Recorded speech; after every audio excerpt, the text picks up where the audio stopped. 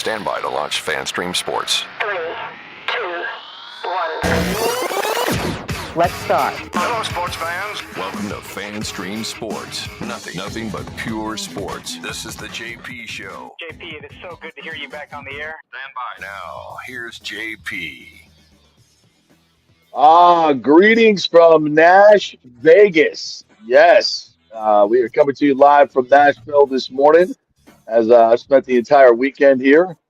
Planned on being back in the studio this morning, but we kind of had a little snafu with the plane last night. So here we are on top of the Graduates Hotel in beautiful downtown Nashville. So good morning to you, Nick. How are you? Good morning to you. I'm doing well over here in Tampa. It's beautiful outside. Who doesn't have plane issues nowadays? Does anybody ever get to where they want to go on time, on schedule? No. I'll tell you the story in a little bit, but it was one of the most bizarre things I've ever experienced in travel. But it's ridiculous, just ridiculous. You want a little tour? A little tour of the area here? Yeah, give us a little 360. What's going on over there? We can do this, right? So we're here at the top of this hotel. It's called the Graduates. It's one of these boutique hotels. It's really famous here in Nashville, and it's got like a real, well, as you could tell, very pink. It's very pink. It's a Dolly Parton hotel, and of course country music and all that. I guess that's Dolly Parton in some type of.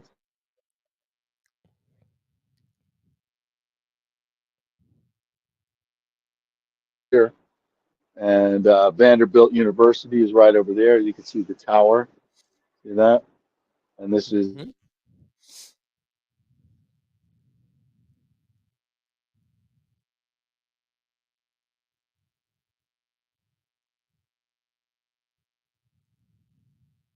America. Because, and if you love country music, as I know you do, and I do, you go down to Broadway, every bar you walk in just has these immensely talented people singing songs, and with the modern day QR codes, you just put your phone up to the QR code. It gives you the artist Venmo, and then you can send them a tip and request a song, which is really kind of cool.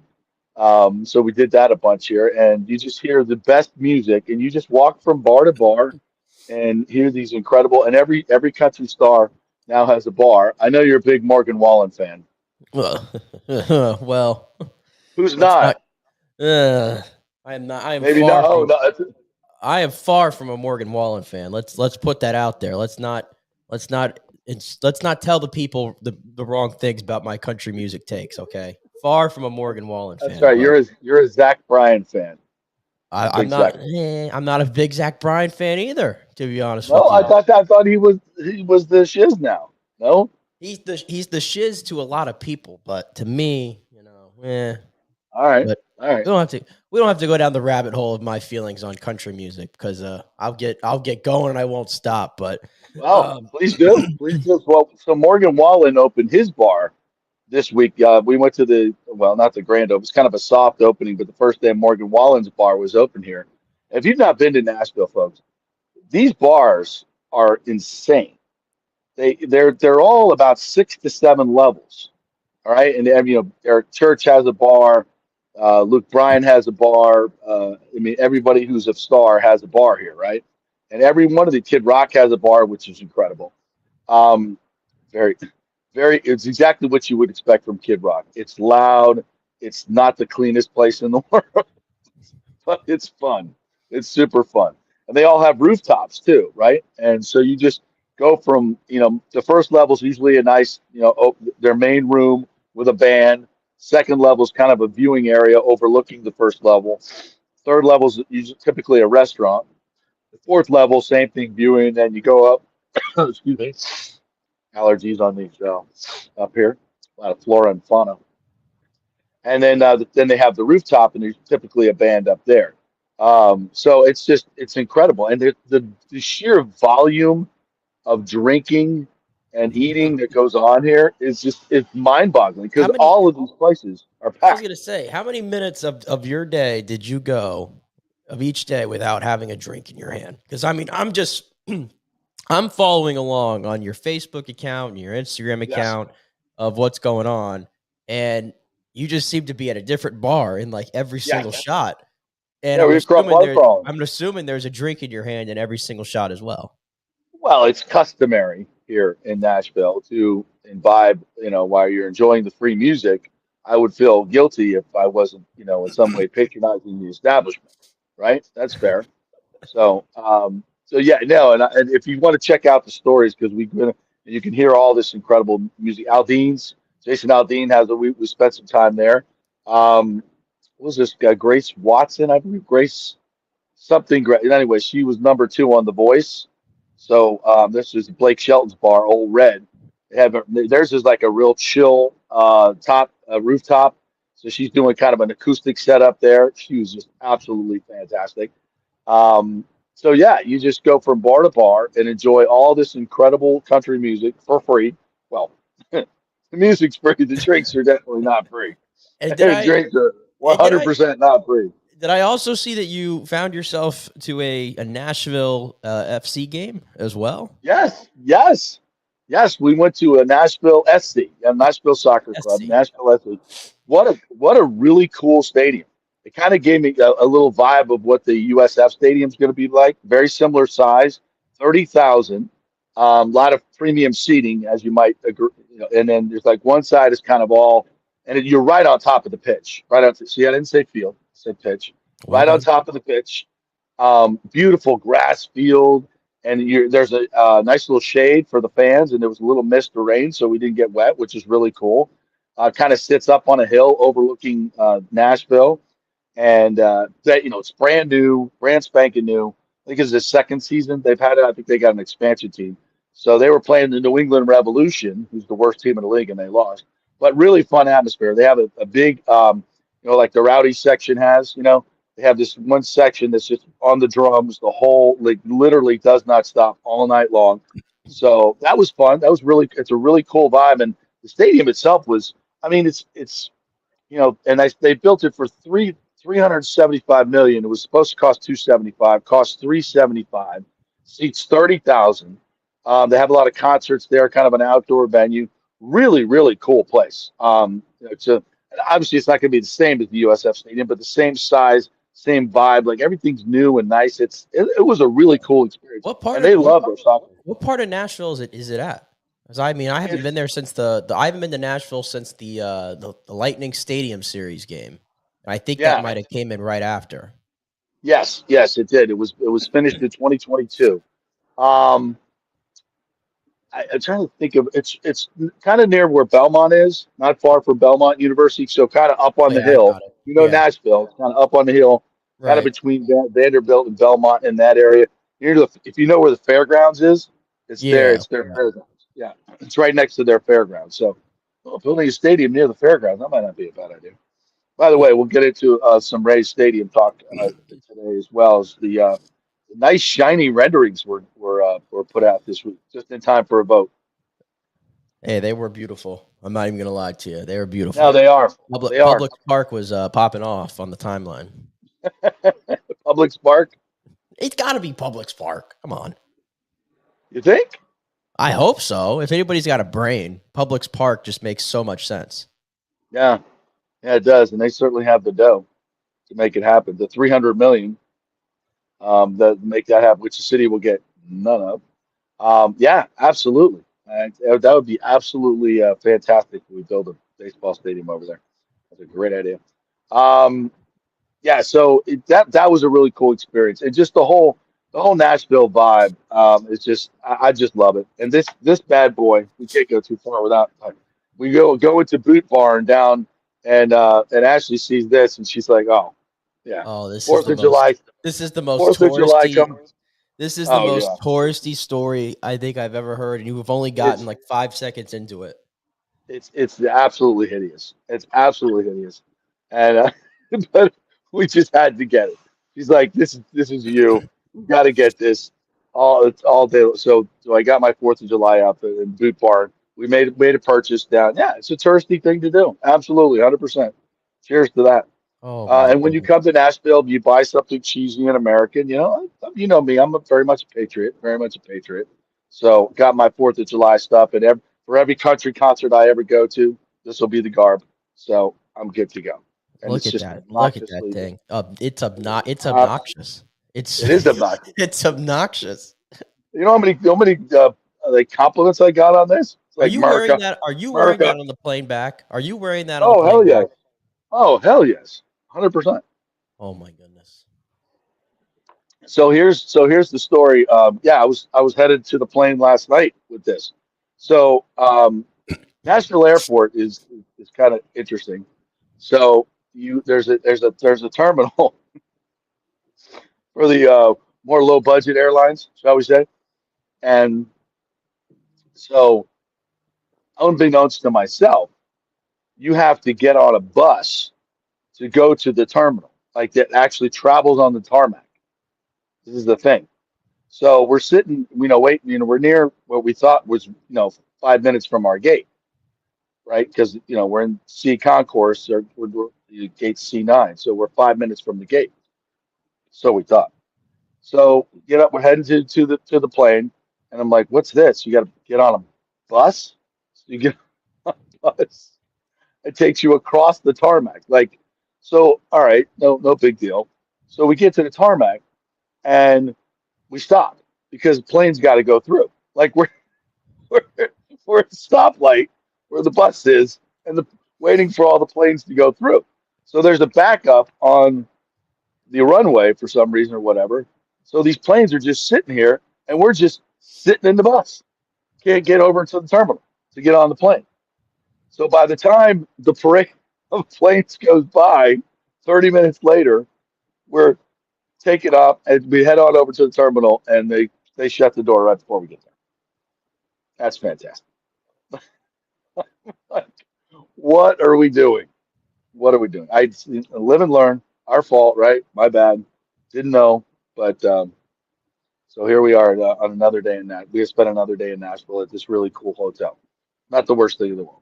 I was gonna say, you sound like you have third world problems right now. The fact that Yeah, you're on a rooftop of yeah, a historic hotel in Nashville for an extra 12 hours or so. yeah. And I slept with Dolly Parton last night too. Oh, interesting. Yeah, yeah. So the room that we had has this big portrait of Dolly Parton over the bed. I did see you So post that, and I'm like, I thought that was the creepy. I thought that was the my creepiest looking bed I think I've ever seen. my 16-year-old fantasy came true. There was the Dolly Parton right there, right above it. So yeah, we'll just leave it at that. We'll just leave it at that. Yeah, and it's just a really really interesting hotel. And we were up here last night at this bar. I think it's called Emma's. And as you might think, every young lady, sorority girl in all of Nashville is their right to have to dress. They have to dress in pink and come up here and take pictures. Like the whole bar is like got all these different little picture spots. Like Casey would absolutely love it. It's fantastic. And my daughter and all their friends, they come up here and they listen to music and eat really expensive salads and pies and yeah. So it's Nashville. It's Nash Vegas, baby, and it's a special town. I mean, if you love music as I love live music, um, and you know what's really crazy? Every bar you walk into and you hear these guys and gals playing, you're like, how are they not stars? There's a girl at the airport, the freaking airport, playing in the old red of the airport. That was just doing a solo thing with her electric guitar. That was absolutely phenomenal. I'm Well, like, how are if you haven't noticed, if you listen to like country radio, like some of these people just kind of sound generic. You yeah, sometimes you can't even like decipher who's one guy or one girl from another. Like, I don't know how the whole system works. I'm convinced it's just one big political game of how you get on yeah, radio and how you get all these deals and yeah, everything. Like, yeah. even like the whole story of how Luke Combs didn't even get he was like denied on The Voice. Like, he didn't even get on the show because they said he Is was that too true? boring. Yeah, he literally auditioned and they said he was too boring. And so he didn't even get to even be on the show. And then, he becomes, right now he's a top 3 act in all of country music. Yeah, I did So not I know. don't I even did not. I did not know. the whole system is just backwards. Yeah, it seems like guys like Jelly Roll come out of the gutter, and somehow they get a shot, right? Not that I think he's fantastic. I love his voice, incredible. But what a story! Like he was like literally on Skid Row, and someone picks him up and sees him in a bar and says, I'm going to fund you to be a international star, and he becomes a star. Yeah, I don't know who becomes a star and who doesn't, because they're all just incredibly talented. So interesting stuff. All right, so should we talk about sports at some point here? Or do we I guess we have talk to about country music? by I'm the trying to think of definition of this show. if any other good stories come to mind while I'm here. I'll bring it back to you. But love me some Nashville. Morgan Wallen's bar, by the way, is absolutely fantastic. That It's one's a new gorgeous. one, isn't it? Though the Yeah, Morgan yeah, Wallen no, bar. we were there the first day it opened, and they got CMA Fest here, and I think it's CMA for a country music festival here next week for 4 days at Mhm. Nissan Stadium. I mean, it's just going to be place is going to be overrun. Every country act, everybody's ever written a song is playing in this deal. Have like 10 stages, so we're kind of here before the start. By the way, it's probably about I don't know 68, 69 degrees out here. 68. Oh, probably Oh, 69. see, you didn't deal with the 98-degree heat. I think it was yesterday. That Yeah, I think I saw something on the Times where people were falling out, like going to the emergency room. oh, it was absolutely brutal. And I played golf on Saturday too. Oh, And wow. but it was actually a very nice day out. It was like 80. It was like 88, 89 with a breeze and a little cloud cover. So we got lucky on Saturday. But yesterday playing hockey was just unbearable. Scorcher. Yeah. Scorcher, Yeah, absolute scorcher. it's really nice. It's been really nice. A little bit of rain here and there, but it's been really nice in Nashville this week. I was going to say, though, by the way, you'll find this so surprising, but when I go to Nashville, I always try to find my way away from the noise. Yeah. And again, very Off surprising. Broadway? Huh? Yeah. Off Off Broadway. Broadway. Have you seen, I think you might be near it, that little area they call the Gulch, I believe Yes, it yeah, is. right here. Yeah, That's yeah, that's down where we there. stayed. Yeah. See, I find that little area there to be really really 12 cool. South. Yeah. Do you know where There's 12 South is? Up near Belmont? Yeah, Yeah. that's awesome. That's fantastic. Yeah, all those little areas just right outside of Broadway. I think if you're trying to get away from the noise, because sometimes Broadway, every year I go back, it gets even more packed and packed It's and insane. packed. And it's at any time of the year now. It's at any time of the year. Well, here's the deal. Here's another strategy from JP, your party host. Day drinking. Day drinking. Because at night the lines for these places are ridiculous. I can't wait in the lines. I hate lines. You have no But during patience. the day, it's not zero. During the day, you walk right in. Morgan Wallen, we walked right in. There was a little bit of a line, but they were just like flowing people in. So it's probably about 1/3 the crowd of nighttime, right?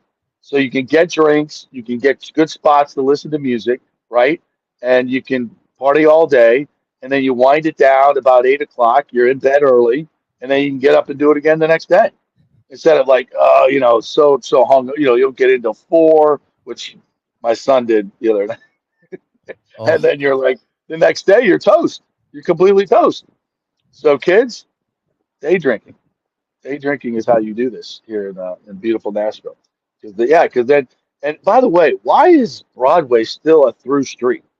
Like, how are people just not mowed down, just drunks mowed? Because people are just staggering all over the place. When we went out Friday night, and we saw that. They're just staggering around, and it's like still a through street. Like it's some. Do they close that off? I would think they should. But anyway. All right. Let's talk about. Do we have to talk about the Rays? Yeah, we got to talk about the Rays. by law, we By do. law. You probably watched more than I did this weekend. I watched the highlight packages. They almost got swept, but Jose Siri to the rescue. How about Jose Siri rescuing his career in the past week and a half? I mean, without Jose Siri, where would this team be right now? Has he single-handedly won the Rays, 3 games this week? Yeah, All 3 3 games. games they won this week? I think he I think so. single-handedly won them those games.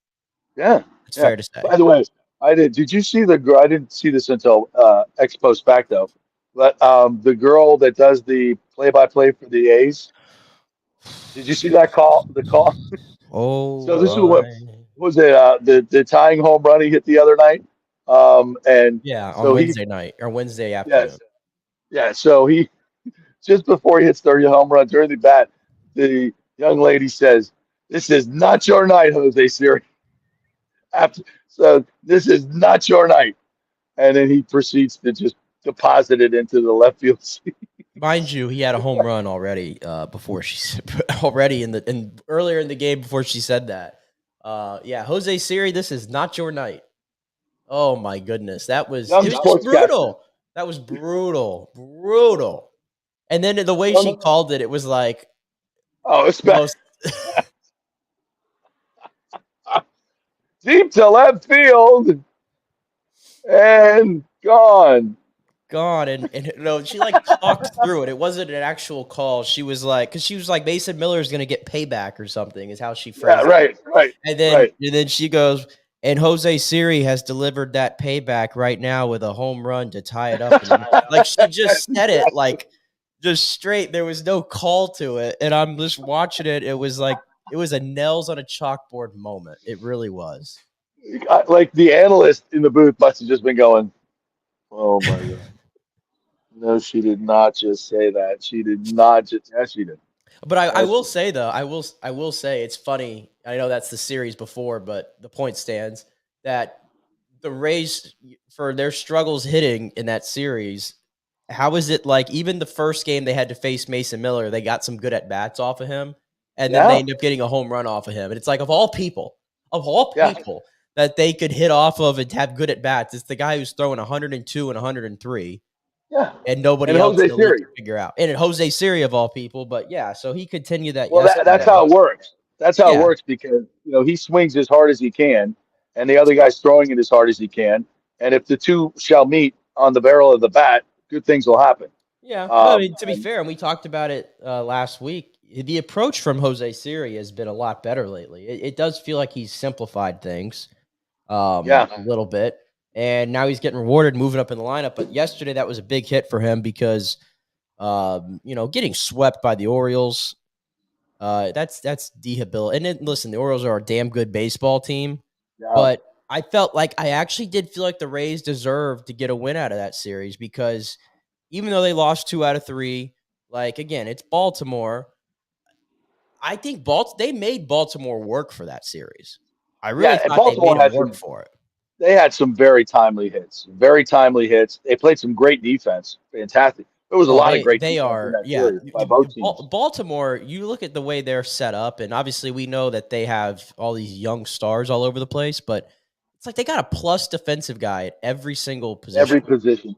It's Every like they're position. so athletic. Like, I mean, even yesterday, DeLuca got robbed of a home run Yeah, by, I yeah, believe it was Mullins out in center, yeah. and they were just making great plays the entire series, and that was the difference, It's really, hard those to first find two the games. gap out there with the speed of Mullins in that outfield. It's hard to find a gap. It's hard to find. I mean, they're taking away hits right and left.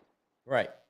Yeah, they're really Right, good. right. And so I thought the Rays, even losing 2 out of 3, I saw glimpses of the team that could be competitive at times. I mean, Saturday they listen. You're going to have outings like that with Taj Bradley giving up 9 runs and 4 home runs in a 3 1/3.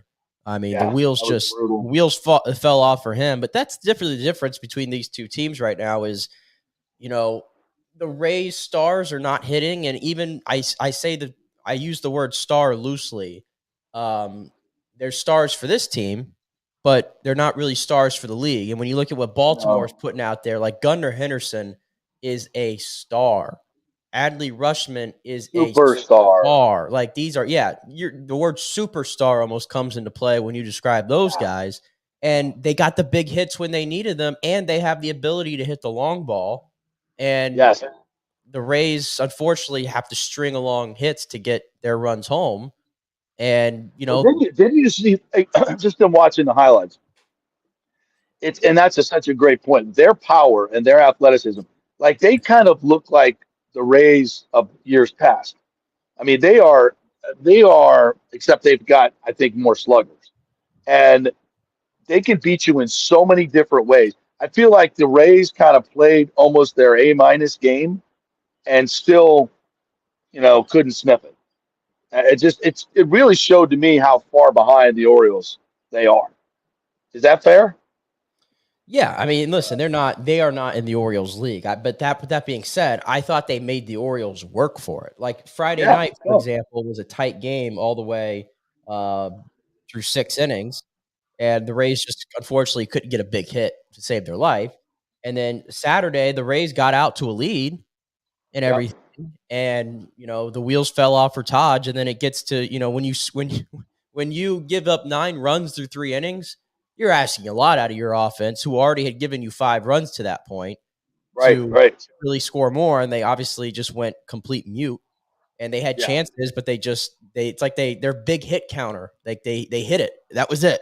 There was nothing else they were going to do for the last 5 innings or so of that game on Saturday. Yeah. And They yesterday, just go so dead for yeah, long stretches. that's their problem. And I was listening to the radio broadcast on that for Saturday when I was out at the time, and that's what Andy and Neil were kind of alluding to. Is there's just these stretches where Yeah. they Brutal. they get nothing for innings, and there's too many games with the Rays where you get to the 5th or 6th inning and you look up on the scoreboard and there's 1 run on the board or 0. Like that's just a Yeah. big. And eventually your pitching is not going to hold up. And the way that the pitching has been overall this year, like I don't think they have the arms for it to hold up that way. No. No, that's why I said Taj did not pitch his best. And although stuff looks good, and the Orioles are just so damn good, they find it. They're gonna get you. So I don't know. I think you're right. They're showing some signs of life. The Rays are showing some signs of life. What they got the Marlins now, and then the Orioles again, right?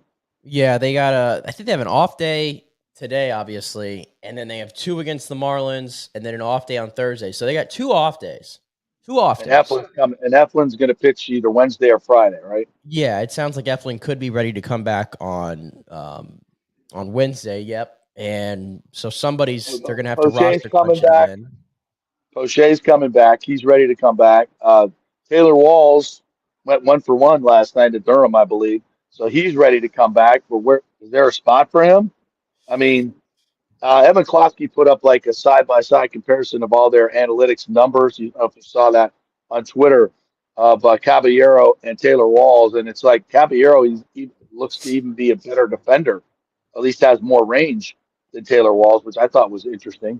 That's what the numbers say, because I think Walls is an outstanding defensive shortstop, and I think he's better than Caballero, but I guess the numbers say differently. And from an offensive standpoint, obviously it's no contest. Walls is just impotent. No, and To even say it like politely. no, literally, and Jose Caballero, it's so funny on God, I'm getting my days mixed up. I think it was yesterday. He actually hit a home run over the left field wall, which like nobody ever hits a home run over left field because they ruined Camden Yards because they Right. backed that up a little bit, and it's so hard to hit a home run. And Jose Caballero, of all people, muscles one out over Yeah. that spot. Nobody else in the series did it, I believe. But yeah, even if you pull him up like Jose Caballero, like he's literally by the definition, he has exactly 100 OPS plus, which means he is an average hitter. He is legit league average. But guess what? Taylor Walls last year was like around like 70 or something like that. Yeah. It's So awful. like there's still a sizable gap between Caballero the hitter and Taylor Walls the hitter. Yeah. And maybe the defensive gap between the two is not as large. I I don't don't think it think is. so. The numbers So say no. yeah. So and Caballero, you have to take into account too, leads the American League in stolen bases. Right. So, So like, is there a spot for Taylor Walls? I don't think so. I'm trying to We, think we, about we that. don't have room for a defensive replacement shortstop that can't hit on the roster. We already have Harold taking up a spot that's not doing much. So I don't. Is there a spot for him? I'm trying to think. I don't see one at the moment. I really don't. Yeah. I mean, it's kind of how like even Shane Baz was activated off the injured list or whatever, but he was just outrighted back to Durham. Like they didn't see a spot for him, and he wasn't exactly lighting it up down there either. No, he's struggling. He was struggling a little bit. But yeah, I thought. I mean, it's weird. Last week we were talking about Taylor Walls, and I was like, yeah, because of his defense, and that was coming off of some games where their defense was letting him down. I'm like, yeah, he's got a spot on the roster. But now I think about it, I'm like, He I don't really know. doesn't. I really You know, don't I think he's like because 1 for 17 in the Gulf Coast League, and you're like, yeah, oh, and in general, it comes down to, and this is the same thing, I guess, that was blocking, Caminero for ridiculous reasons, and now he's hurt, obviously. Is Harold Ramirez just? He has no place on this roster, in my no, opinion. Like no, he no. doesn't hit well enough at all to outweigh the fact that he cannot play the field. They put him in left Right. field, by the way, last week. Did you see this last week when he got in left field late in the game? And there was a chance for him to throw somebody out at home on a sac fly. And I mean, noodle arm. The thing Dude, took no 100 chance. bounces home. And then I think it was in the ninth inning, maybe there was a fly ball to left, and he comes running in. And then all of a sudden, he puts his hands up like this. Jose Siri comes from all the way from center and somehow was over there standing behind him and had to make some circus catch to avoid that run from it would have been detrimental. That They was probably would have lost that game. And that was that them was literally about giving him like 3 innings in left field. So no, I don't need to see that ever again. He cannot play the field. And as we've he documented so can't many hit, and he's times, not that great a hitter. he's not that great a hitter. It's a lot of weak contact. He's got what? 0. I don't think he has a home run all season. No. No. Why? And I mean, why is he taking up a roster spot? he's not even I just don't know. taking up a roster spot. There's some games where he's hitting third in this lineup. Yeah, no. Now compare that to the Orioles or the Yankees. It's embarrassing. Oh my It's goodness. embarrassing. Have you seen the Yankees? Oh Yeah, my I've seen good. the Yankees. Oh my goodness. That Aaron Judge Soto thing is not working out all right. Did you see? I mean, Jaron Judge already has like 21 home runs, and he just killed the Giants, his hometown team, I believe it is.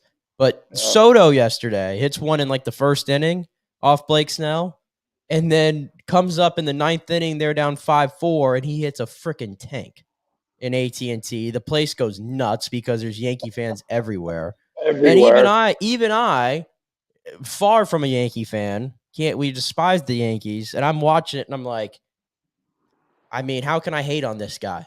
Like he's freaking, him and Judge have to be. This is such a sidebar conversation, but just in general, Soto and Judge have to be the most likable Yankees stars that I have ever seen. Seriously, Yeah. No, I totally I agree. can't hate I those thought guys. I want to get into this, like, because I think we've kind of set this up the next segment really well, because I want to talk about the stadium and kind of the future of the Rays. Um, it's just so with that in mind, those two teams, with that in mind, we kind of set that whole thing up. Let's take a break.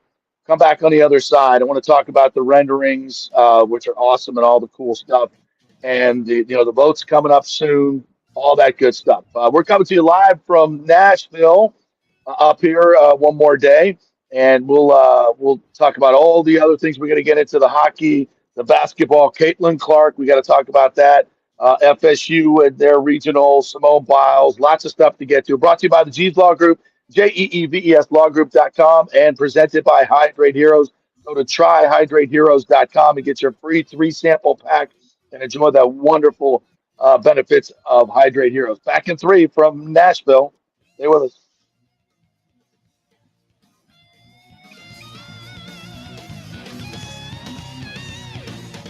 All right, guys, the Golden Diamond Source Memorial Day sale is here. Now, I know you guys are saying I don't have the money to buy a ring right now. Times are tough. What about this? 5-year interest-free financing, so you can buy a $5,000 ring and only pay $83 a month. You got $83 a month to put the ring on the finger of that special person. That's right, $5,000 ring, only $83 a month. So that's 5 years interest-free financing. And of course, the Golden Diamond Source has the best selection. They have the best customer service. And when you shop at the Golden Diamond Source, you can proudly say our jewelry changes lives. We tell you this all the time, folks. The philanthropy of Julie and Steve Weintraub is incredible. Their entire staff very much involved in their philanthropy. The Hands Across the Bay charity helps so many abused women throughout the years. So this Memorial Day, pick a jewelry store that makes an impact. And don't miss their 5-year interest-free sale. It's the Golden Diamond Source, centrally located right there, 3800 Omerton Road, always online at thegoldendiamondsource.com. JP here for my good friends at Italiano Insurance, and they did it again. Once again, Italiano Insurance stepping up with the best customer service. I was in a bind. My old insurance company, my auto insurance, jacked up my rates, so I called Charity at Italiano Insurance, and she stayed till 9:30 at night until she got my insurance done. And guess what? She searched all these companies for me. I didn't do the work. She did. Saved me $1,000 on my annual premium. $1,000, folks. That's real money. And that's what you get at Italiano Insurance. Great customer service. And here's another note for you, by the way, with hurricane season up. 40% of people in Florida are underinsured. That means if you have something happen during a hurricane and you need replacement costs, you're going to get 40% less than you deserve. Can't let that happen. Call the folks at Italiano Insurance and get them to help you out in both those regards. They will save you money and keep you insured properly. That's 813-877-7799. Great folks in the community, been doing it for over 60 years. Italiano Insurance, 813-877-7799. JP here for the Geddes Gordon Real Estate Group and our good friend Jane Geddes. Folks, simply put, there is nobody like Jane. Jane is a former LPGA two-time major championship winner. She was also vice president of talent relations at WWE. She also has a law degree from Stetson. So if Jane can drain a 10-footer to win the U.S. Open and stare down Hulk Hogan in the boardroom, you want Jane on your real estate team to not only negotiate the best deal, but find you the perfect home or investment property. And when you work with the Geddes Gordon Group, you become part of the real estate family and get concierge services that include expertly staging, marketing, and preparing your home for sale. Advice on golf properties. Hey, you might even get some golf tips. Many of their clients become friends long after the sale or purchase is completed. It's all part of the deal. So if you're looking for that perfect home or investment property or trying to get top dollar for your home, go with Jane Geddes and the Geddes Gordon Group, because there's nobody like Jane. Call 813-485-6808 or go to geddesgordon.kw.com. That's GEDDES Gordon.kw.com. or call 813-485-6808. Are you looking to be more productive and healthier? Do you know chronic dehydration affects your overall health and well-being? 75% of the U.S. population suffers from dehydration, and many of us don't even know it. That was me before I was introduced to Hydrate Heroes. 8 times the benefits with hydration. A beverage with benefits more than just hydration. That's right, 8 times the benefits with hydration. Hydrate Heroes provides a refreshing, great-tasting beverage powder to mix with water, providing elderberry, zinc, vitamin D, electrolytes, amla fruit, which provides a great source of vitamin C, along with a proprietary mushroom blend that has shown to help increase endurance and energy at the cellular level. Hydrate Heroes is so confident you're going to love the taste and the results. They are offering our listeners a special offer, a free 3-pack sample, no credit card needed. Just go to the jppetersonshow.com, the jppetersonshow.com, and click on Hydrate Heroes logo. Hydrate for health today with Hydrate Heroes. Let's go! Right now, back to the show on FanStream Sports. All right, welcome back to the JP Peterson Show here on a Monday. Nick Geddes coming to you live from Tampa. JP over in Nashville, or as he likes to call it, Nash Vegas. He'll be back here in just a second. He had to step away here before we came out of break. If you missed it there in our first segment, just broke down the Rays and that series against the Orioles where they unfortunately lost 2 out of 3, but maybe looked a little bit better than we have seen from them a little lately. So who knows? We'll see what happens there. But we didn't play the post here before because I want to wait for JP to get back before we get into the stadium rendering talk. So we'll play the Kevin Cash audio from yesterday, who, by the way, Kevin got thrown out of the game on Saturday because of some, to put it mildly, some questionable balls and strikes calls from the home plate umpire, which has been it seems like it's an epidemic around Major League Baseball. You can take Angel Hernandez out of the game, but there is always another just like him behind him. So Kevin got fired up, which I appreciated to see. Kevin really doesn't get tossed out of games as much now, maybe as he used to, but I thought that was warranted on Saturday, obviously, but he was back there in the bench yesterday, of course, and here he was after the Rays got a much-needed 4-3 victory over the Orioles on Sunday afternoon. Yeah, I mean, look, Gunnar gets to everybody, but it was nice and it was huge. It kept us in the ball game and allowed for what took place later on to really happen. So I really appreciate his effort coming out there, getting through 6 innings and keeping it within striking distance. Walk me through what you saw in that 8th inning rally, capped off by Siri coming up big yet again. Yeah, I mean, a bunch of good at bats. Who started off? I know Rosie came up there, or Wincy got it. We pinch run, and then Rosie shoots a ball to right, 2 balls to right there, and then Siri, who's we've talked about every day, it seems like he's swinging the bat really, really well, came through in a big way. I thought it was a homer off the bat, but put a charge into it and picked up 2 runs. How about in the 7th and the 8th? Armstrong getting the strikeout, and then that ground ball double play was huge. Yeah, I mean, you got to be so good pitching against this club, and I mean, our pitching had to be pretty spot on. Army was great, and then Clev, not ideal to hit Urias and then walk Gunnar, but he took a deep breath and made a big pitch to Mountcastle. Rosie and Palacios did a nice job of turning 2. How close did Caballero come to having to leave the game?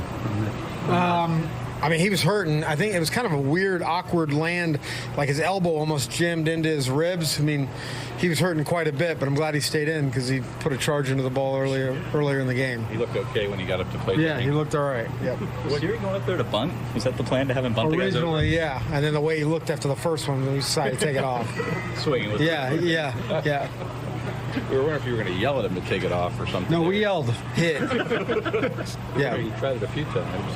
No. How big was it to get out of here with a game, and the fact that you mentioned the pitching, they leave 13 on base today? Yeah, I mean, look, we did that yesterday, but it is big to get out of here with a win for sure. I mean, go into the off day feeling a little bit better, and we got more work to do certainly, but it's a good team. Felt like we played them pretty tough, for game 1 and game 3, and then even early on in game 5, we got to find ways to get back to being ourselves and finding ways to win games late, kind of like what we did today. Yeah, I was going to ask you, that seemed to have a little bit of a familiar feel to it. You got good relief pitching. You made some big plays. You had some late clutch hits. Yeah, I mean, that's kind of been our recipe for quite some time right now. I mean, we're not a team that's going to built to go up there and outslug different groups, different teams. We're capable of it at times, but we got to do little things right that we can control. I thought we did that today.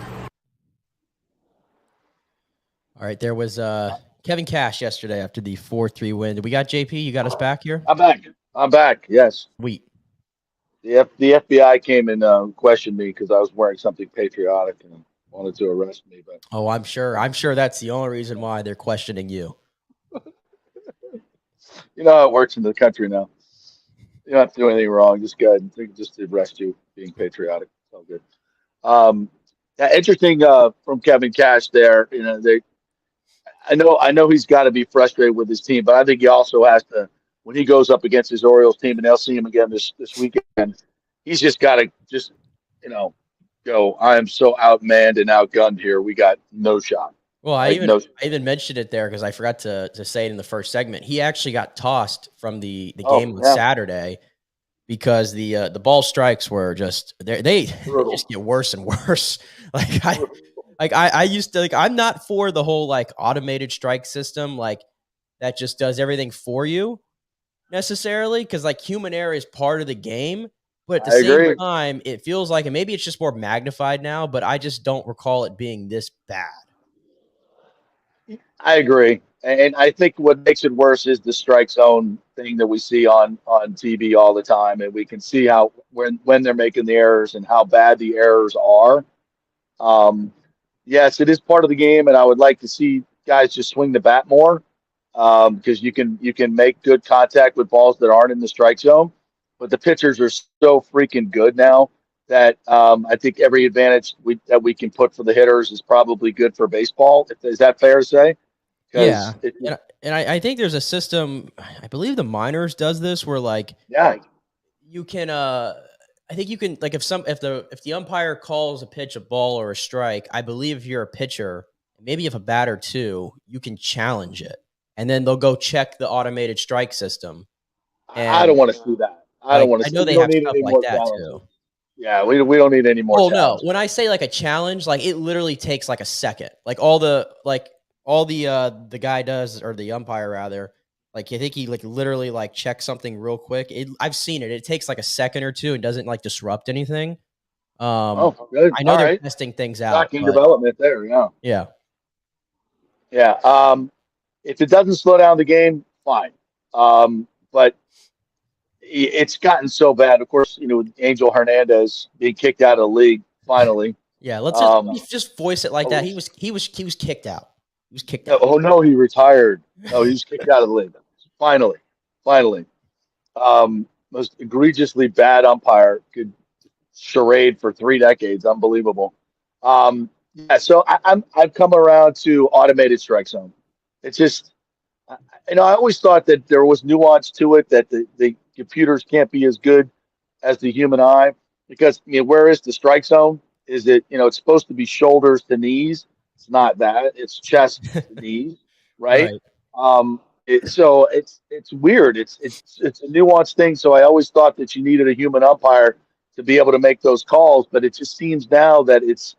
And by the way, umpires were missing calls back in the 60s and 70s and 80s too. That's what I'm saying. I feel like it's more magnified. And actually, Right. like if I wasn't around for that time, but I see the highlights. Like, for example, like if you go watch like a Greg Maddux like masterpiece and everything, if you watch some of the strike calls that he was getting and all these pitchers were getting, like they're not even close. So like that's what I'm saying. I think maybe it's more magnified now, but it felt like the zone even in the 90s and before like was much wider. Yeah. No, I think it was. And so, but now people can complain more because they have the box there, right? And they can see what is and what isn't a strike. So, I want to talk a little bit about, where the Rays are right now, just as a franchise. They released the renderings of the park, the indoor things that they're going to have, a lot of bells and whistles, and looks really, really cool. A lot of unique stuff in there, a lot of great ideas. No question about it. No question about it. And again, at this point, if it gets done and the Rays stay here for 3 more decades, awesome, fantastic. Yes, will more people have to drive across? Yep, all that stuff. Will the attendance increase? Initially, yes. In the long term, absolutely not. I don't believe it's a failed location. It is what it is.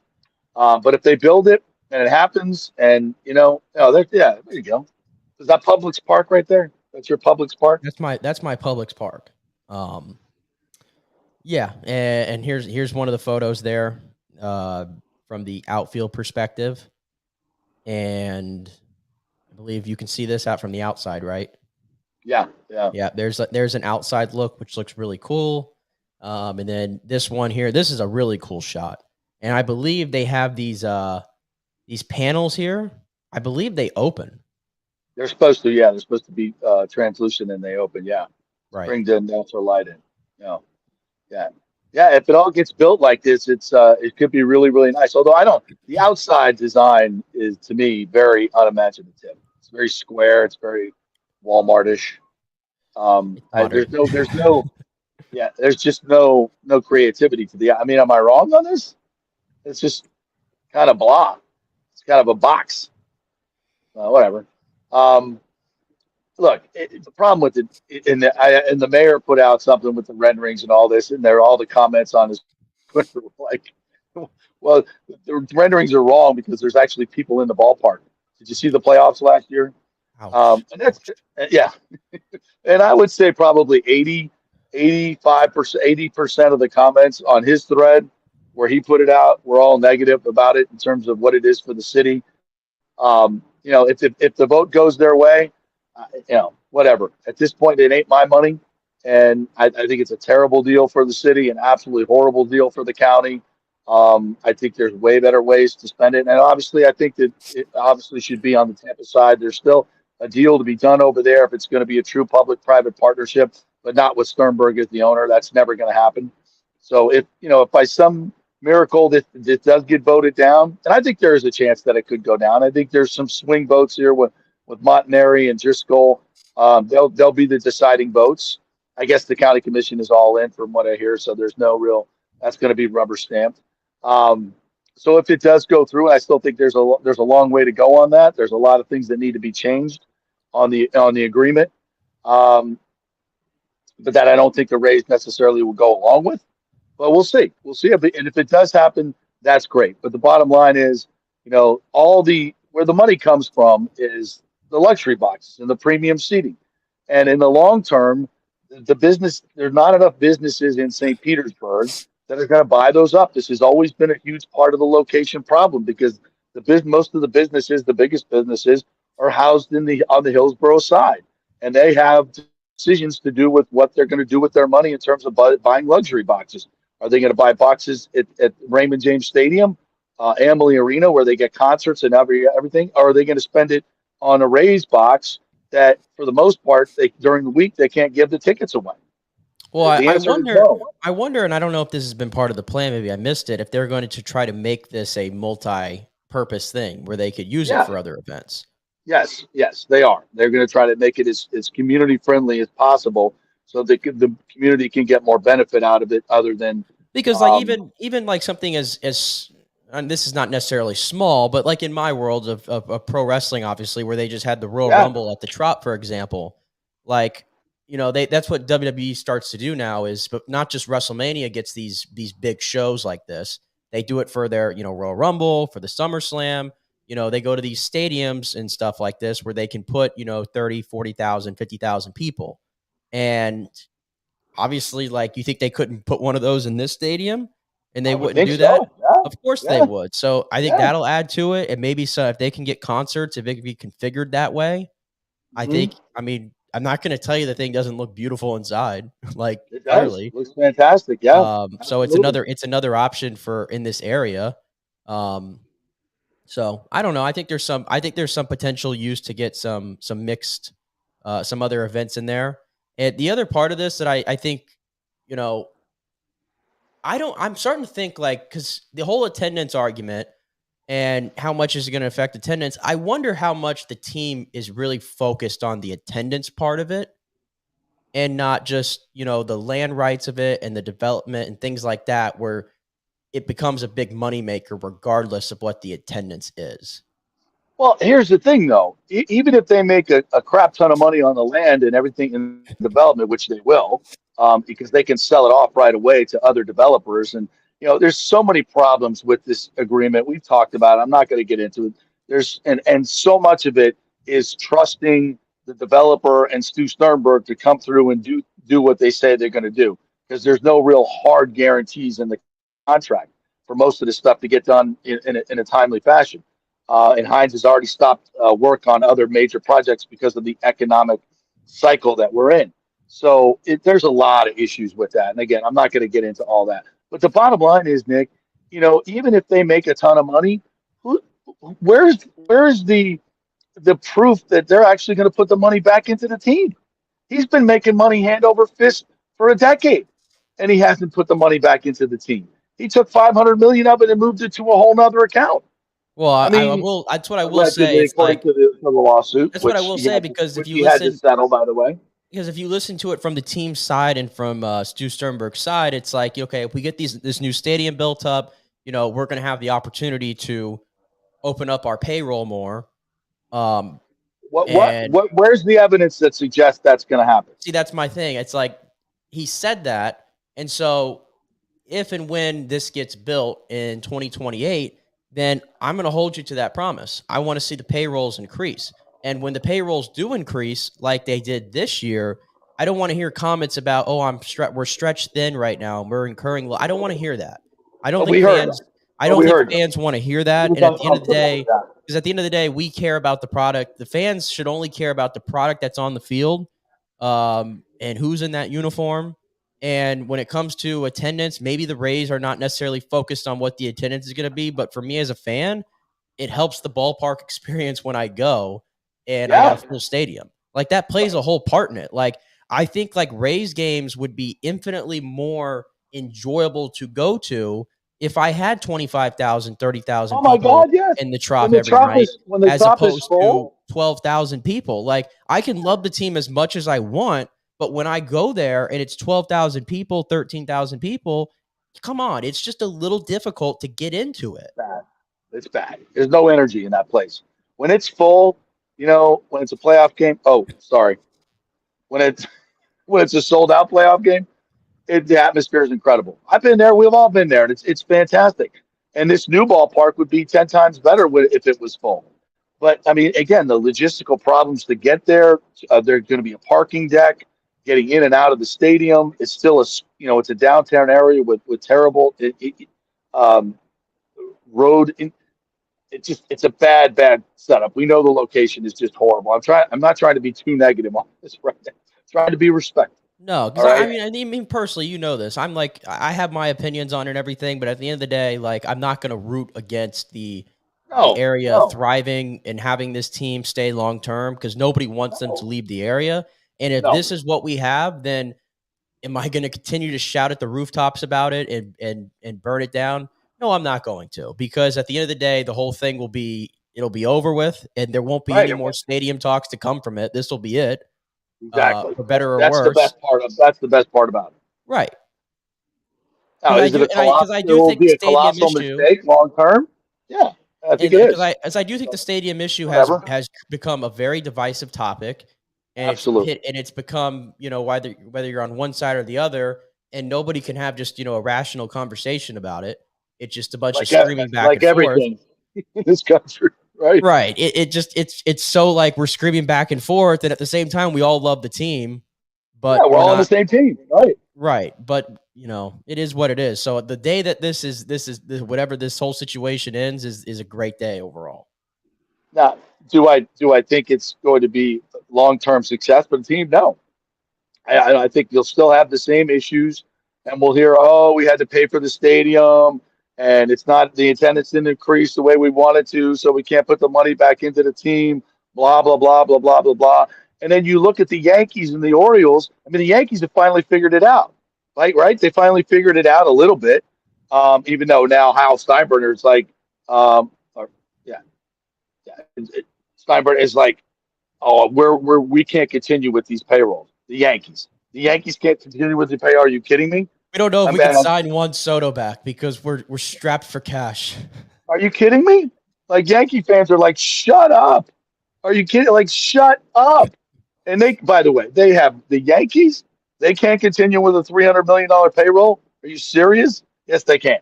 The amount of money that they make from TV. Oh, I mean, come on.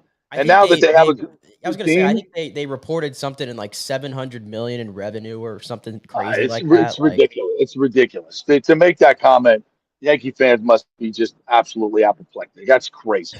That's crazy. But anyway, good. Don't sign him back. But I think they've, you know, now that they're going to be competitive again, and the Orioles look like they're not going anywhere for the next decade, right? I mean, they're just no, and I think they got a shot. Then they got a shot in the arm from, you know, new ownership too. Right, exactly. They're not. They're going to sign all those players back, so they're not going anywhere. So I mean, how can the Rays really compete? I kind of feel like their days of doing it on the cheap. People have figured it out. They've never had really any prolonged postseason success, because they don't have the only way, and they were on the track, is they have to find these guys, whether it's through the draft or the international signing pools, which we've seen the Rays dip into, and get some stars from there. And you have to develop them and hope they become superstars. And super hard, man. And listen, they had one. They had one, and we told you that was going to set this team back a little bit. And I think there's an argument to be made. It has. So now it's like, I hate to put so much pressure on these two kids, but the future of the Rays getting back to being a World Series contending team is, you've got to turn Junior Caminero and Carson Williams into superstars, the way the Orioles have turned Gunnar Henderson and Adley Rutschman into superstars. Xavier Isaac probably as well. Xavier Isaac right behind them. Like, that's a lot of pressure. I get it, but listen, they have to, because the Rays, I mean, for all the great pitchers that they, you go back now 26 years that they've developed, like, the only homegrown superstars they've developed is Carl Crawford, Evan Longoria, and racking my mind. Yeah, but those are pitchers. Like, I mean, from the hitting standpoint, like, that's been, I think, a blind spot for them. Really bad. And they've drafted a lot of kids that have, from an offensive standpoint, that have just been done. Right. It's what I'm saying. It's time for some of these prospects that you hear about for years to really come in. And again, Wander was that guy. But you need, now that he's out of the equation, you have to kind of restart and do it again. And hopefully you have 2 or 3 guys now that look like they could potentially be that, and you need them to start panning out. Right. Totally agree. And that's why this whole, deal in St. Petersburg, they're never going to be able to max out their revenue. They're never going to be able to, even if with the new ownership group, you hope that the new ownership group, if there is one, comes in with really, really deep pockets, because Stu's going to take everything on the way out, and can pour the money into the team. Because without at least a league average payroll, without being able to go out, because just like the Bucks and the Lightning, people would want to play here, especially if you have a new stadium, and you get some support. They would want to play here because it's such a great place to live. So you could, we haven't been able to sign any free agents of note offensively, because nobody wanted to play in the Trop. It's not a good hitter's park, and playing on that turf would just kill you. So nobody wanted to sign here. We could get pitchers, but that's why I'm curious to see, that's curious to see how this new stadium would affect that, how players would. I think it would help. Because listen, because it probably was literally just the Trop that was keeping players away, if I had to guess. Regardless of how I feel about the Trop, I think that was probably keeping players away. But 100%. Even then, you can debate all you want, is St. Pete a major league city and all that stuff. But at the end of the day, St. Pete is a destination for a lot of people. I'm not going to tell you it's not. Great place to live. There's certainly worse places to live in the continental U.S. Having a mansion on Snell Isle there, and having a 10-minute drive to the ballpark. I think players, or living out on the beach, having a place out on the beach, right? I mean, it would be a destination if we had an owner that paid salaries, and we had a team that was competitive, and a park that offensive players would like to play in. And none of that is part of it right now. So that could change with the new ballpark, absolutely. But you need an ownership change. You need or just a philosophy where they spend more money. And hopefully, if everything works out and they get the park built the way they say they are, and the development around it goes the way it's supposed to go, fantastic. I have serious concerns that any of that will ever happen. It's just my opinion. But if it does, fantastic. There's a chance. But long term, are there going to be businesses that are going to invest in the boxes? And that's where so much of the revenue comes from, and I think that's going to be a struggle, and that's a location issue. So, so will we ever really be able to be competitive for long stretches of time? I think it's a tough ask. I think it's a really, really tough ask, and I think now we're so kind of going through the minutia of the deal and how who gets what and where the revenue goes, which I think is terrible for Pinellas and the citizens. But even all that aside, it's still you're spending $1.3 billion, and after the interest, $2.4 billion on a stadium that may be empty for after the first 2 or 3 years, and that's a big gamble. That's a huge gamble from a baseball standpoint and from a taxpayer standpoint. So, if it goes through, great. We'll be happy that we got a shiny new ballpark. It's all fantastic, and hopefully everything happens the way it's supposed to happen. It's a long, long way to go, but we'll see. We shall see. I think there was a much better way to do this, and I think that maybe those opportunities are just have passed us by. But who knows? Until the shovels go into the ground, we'll see where it goes. Listen, as I said, I hope it's a tremendous success. If it's over there, I hope it's everything they say it's going to be. Don't bet. All right, let's take another break. When we come back, I want to get to the Caitlin Clark stuff. Talk a little bit about basketball and hockey finals, which are all set. We got some baseball news as well on the collegiate front. So we'll get to all that. We're live from Nashville and Tampa. Back in 3 minutes. Stay with us.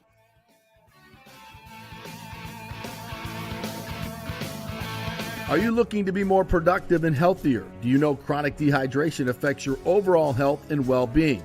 75% of the U.S. population suffers from dehydration, and many of us don't even know it. That was me before I was introduced to Hydrate Heroes. 8 times the benefits with hydration. A beverage with benefits more than just hydration. That's right, 8 times the benefits with hydration. Hydrate Heroes provides a refreshing, great-tasting beverage powder to mix with water, providing elderberry, zinc, vitamin D, electrolytes, amla fruit, which provides a great source of vitamin C, along with a proprietary mushroom blend that has shown to help increase endurance and energy at the cellular level. Hydrate Heroes is so confident you're going to love the taste and the results. They are offering our listeners a special offer, a free 3-pack sample, no credit card needed. Just go to the jppetersonshow.com, the jppetersonshow.com, and click on Hydrate Heroes logo. Hydrate for health today with Hydrate Heroes. JP here for the Geddes Gordon Real Estate Group and our good friend Jane Geddes. Folks, simply put, there is nobody like Jane. Jane is a former LPGA 2-time major championship winner. She was also vice president of talent relations at WWE. She also has a law degree from Stetson. So if Jane can drain a 10-footer to win the U.S. Open and stare down Hulk Hogan in the boardroom, you want Jane on your real estate team to not only negotiate the best deal, but find you the perfect home or investment property. And when you work with the Geddes Gordon Group, you become part of the real estate family and get concierge services that include expertly staging, marketing, and preparing your home for sale. Advice on golf properties. Hey, you might even get some golf tips. Many of their clients become friends long after the sale or purchase is completed. It's all part of the deal. So if you're looking for that perfect home or investment property or trying to get top dollar for your home, go with Jane Geddes and the Geddes Gordon Group because there's nobody like Jane. Call 813-485-6808 or go to geddesgordon.kw.com. That's GEDDES Gordon.kw.com or call 813-485-6808. Hey, the Golden Diamond Source Memorial Day sale is on. You got a graduation coming up right now. You want to get a gift? What better way than to go to the Golden Diamond Source right now? Your destination for over 40 years, if you can dream it. They have it all under one roof. Folks, graduation gifts are very, very special. So get them something shiny, something that will last a lifetime. And that's the Golden Diamond Source. They have a tremendous selection there, great customer service. And of course, if you're selling or trading jewelry right now, you can get the highest trade-in value of the year for your diamonds. Upgrade today and use that money towards a graduation gift. It's the Golden Diamond Source, 3800 Olmerton Road, always online at thegoldendiamondsource.com. JP here for my good friends at Italiano Insurance, and they did it again. Once again, Italiano Insurance stepping up with the best customer service. I was in a bind.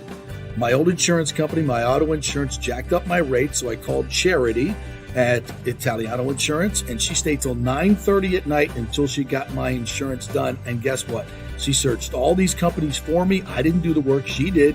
Saved me $1,000 on my annual premium. $1,000, folks. That's real money. And that's what you get at Italiano Insurance. Great customer service. And here's another note for you, by the way, with hurricane season up. 40% of people in Florida are underinsured. That means if you have something happen during a hurricane and you need replacement costs, you're going to get 40% less than you deserve. Can't let that happen. Call the folks at Italiano Insurance and get them to help you out in both those regards. It will save you money and keep you insured properly. That's 813-877-7799. Great folks in the community, been doing it for over 60 years. Italiano Insurance, 813-877-7799. Let's go. Right now, back to the show on FanStream Sports.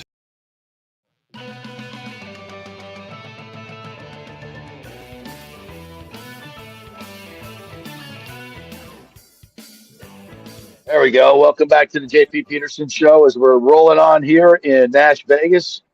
Spent the weekend in Nashville. Kind of had a little snafu with the plane last night, so we had to spend an extra night. So we're coming to you live from the rooftop of the Graduate Hotel here in close to downtown, more in the Gulch Midtown area of Vegas. By the way, if you ever come here, this hotel is really cool. It's one of the boutique hotels. It's kind of a Dolly Parton theme, as we mentioned in the earlier. We're up here on the rooftop at their famous rooftop bar. I think it's called Emma's, if I'm not mistaken. A picture spot for everybody to come on up, and really cool view of downtown. So if your wife will absolutely love you if you book this hotel when you come to Nashville. So I highly recommend it. And that is not a paid advertisement, but this is. We're presented by Hydrate Heroes. It's all the good stuff, none of the bad stuff, only 5 calories. I don't have any this morning, so I'm having to drink this coffee. But when I get back to the studio, I'll be drinking my Hydrate Heroes. Has all the good stuff, the electrolytes, only 5 calories per serving, none of the bad stuff, that's in some of these energy drinks that I know you drink or used to drink, Nick. Hydrate Heroes. Go to tryhydrateheroes.com. Get your free 3-pack. We'll send it to you. You can enjoy some of the flavors, and you'll go, oh, yeah, love this stuff. Makes you feel great. Keeps you hydrated. Helps with inflammation. At least helps me. Really enjoyed drinking this stuff time and time again. So check it out, tryhydrateheroes.com. And then you go to the hydrateheroes.com website and buy a 30-pack for $29.99. It's going on right now. All right. Well, I got to get to the Caitlin Clark situation. I'm sure over the weekend you saw the assault on her by one of the other players in the WNBA. What was that girl's name? Kennedy Carter? Kennedy Carter? Kennedy Carter? We didn't want to talk Kennedy. about it after the game, by the way. It's like, we're not taking questions on Caitlin Clark. What did you see from your vantage point, Nick? I mean, I was a little conflicted when I saw this because, like, you know, I think there's a line like for example, basketball and the NBA, for example, I mean, always gets flack for it's not physical enough, and you touch somebody and you get a flagrant or a technical now, and all that kind of stuff. And I know the women's game is a little different, clearly. So when I first heard about this, because I wasn't watching the game when this happened or anything, I just heard about it like everybody else that wasn't watching. I went, oh, big deal. She got pushed to the ground. Like, we can't, just because she's Caitlin Clark doesn't mean we just have to protect her constantly. It doesn't absolve her from somebody, getting physical with her on the basketball court. But then I see it, and it's like, especially the shot where it seems like she calls her, the B word. Yeah. Before she goes in and just completely like shoulder checks her to the ground when she's getting ready to take it. When she's getting ready to take an inbound pass. Yeah. When she get ready to take an inbound pass, it's not in the run of play. She just yells at her and then just knocks into her and knocks her down. Right. Cheap shot. The league went back and ruled it a flagrant one. It should be some type of suspension. Now you say you look at what happened to Angel Reese last week. She gets taken down by the throat. And of course, she comes out and says, "Oh, that's the way we play in this league. You got to get used to it. Thanks for being tough on me. You got to jump back up and do it." I think that's the right attitude to take, no question about it. This just seemed to be a little bit more premeditated, and then the way they handled it after the game was even worse. They're like, "No, we're not taking questions about Caitlin Clark. We're not." I mean, the whole attitude. It's the attitude part for me about it. It's the whole attitude of that she's a threat. It's tinged of racism. There's no question about that. These girls are jealous of her, and look, I get it. I understand it. She's getting all the money. She's getting all the attention. But what are you doing? But it's going to put more money long term in the pockets of all the other players. And they already got charter flights, for God's sakes. They hadn't had that before. Thank you, Caitlin Clark. It's kind of what I said 2 weeks ago. Like, you don't have to like it, but you got to respect it. Right. Like, and again, I'm not saying you have to literally like bow down to her and say, "Oh, the almighty Caitlin Clark, please save us." That's not what I'm saying whatsoever. No. But I just think the jealousy a little bit, at least that's the way it appears.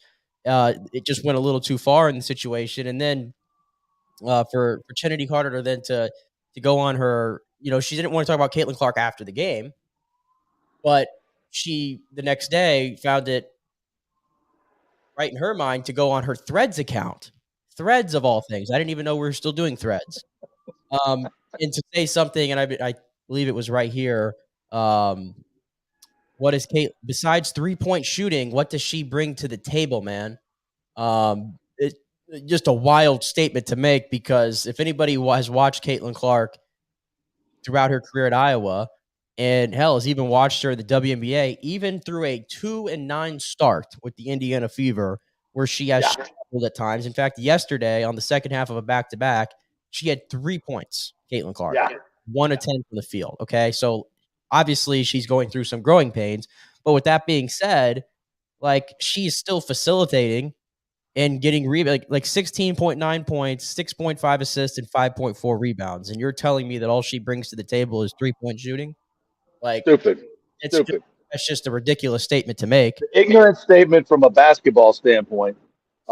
It's, you could read a stat line and know that, but you should know your opponent. It's just the whole thing. And how many people, I'm looking on Twitter this weekend when you see this posted, how many people were like, "Hey, I was watching the WNBA now, and now I'm not watching it anymore." It's like they for the new people that are coming to the league, it's like nobody wants to see this. They're completely, some of these players are completely ignorant of where what this is about. It's about, if you want to make more money and get more eyeballs and be more relevant, you welcome her in. I'm not saying you have to let her drive by you to the hoop every 5 seconds. It's not what we're saying. Be respectful. There's a difference between being respectful and embracing her and what they're doing right now. And it started from the very beginning, with the old heads of the league, talking about her constantly, people going online and saying, "Oh, she's not the real leading scorer in the history of college basketball because she didn't do it in as many games or as many years or all this other stuff." And I'm like, and that was some of the coaches were saying this stuff, which was completely false. And so it's been going on for a long time. Like, what's wrong with people that we've gotten to this point that everything has to be, let's say it for what it is, about race, about why do we have to be so divided? Why can't we just? I mean, I'll tell you this quick story. After we missed our plane last night, we're heading back to the terminal, and I see this young lady, um, a young black lady, and she's carrying two babies, like an 8-month-old and maybe a 2-year old, plus a backpack and a big bag on her arm. I mean, I couldn't believe that this young lady was carrying all this stuff. And immediately the people around her, myself, actually a couple other people that were coming through, were like, "Hey, can we help you out? Can we help you out? Like, we just want to, And so we all took one took a baby, one took a backpack, so we took the big bag so she could walk, and we walked with her to baggage claim and make sure she got outside. And I'm just sharing the story just because it's like I'm so sick of people just automatically, because whether it's a racial difference or it's sexual preference difference or something like this, like, we gotta hate each other. It's like it's the actual opposite of that, right? Like, why? Like, Rodney, can we all just get along?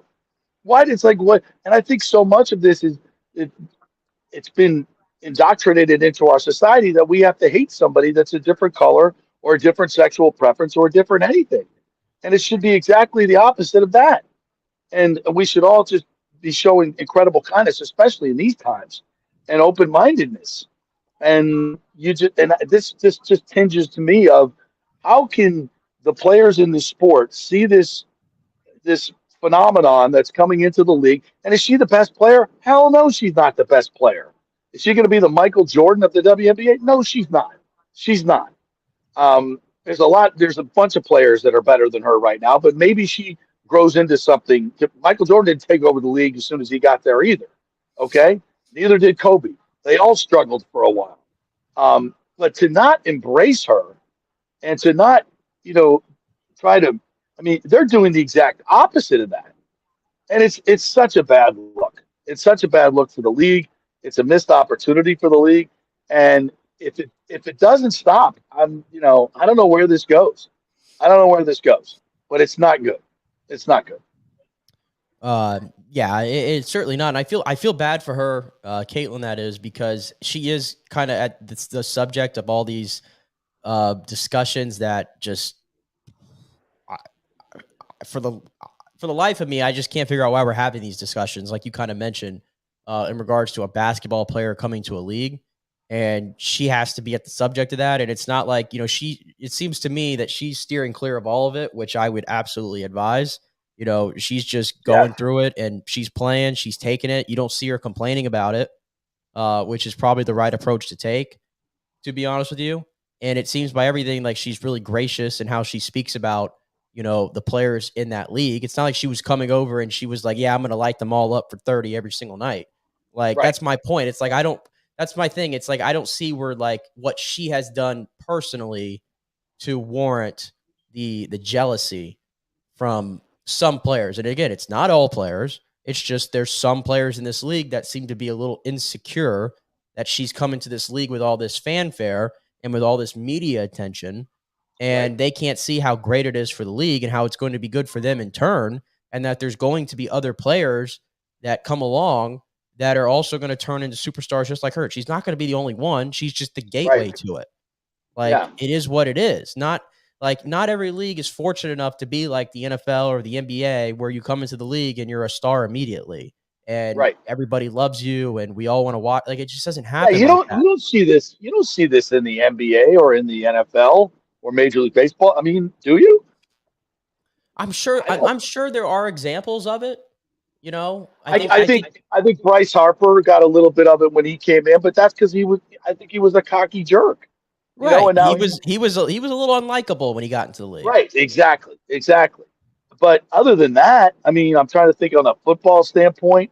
No, I mean, I'm sure there's things like there's typical like trash talk. I'm sure like in the NFL when a player comes in, maybe a quarterback, and you'll have rookie. Like for instance, you'll have like defensive ends or outside linebackers that are like, oh, I can't wait to put him on his ass today. Like I'm going to show him welcome. Like there's things like that.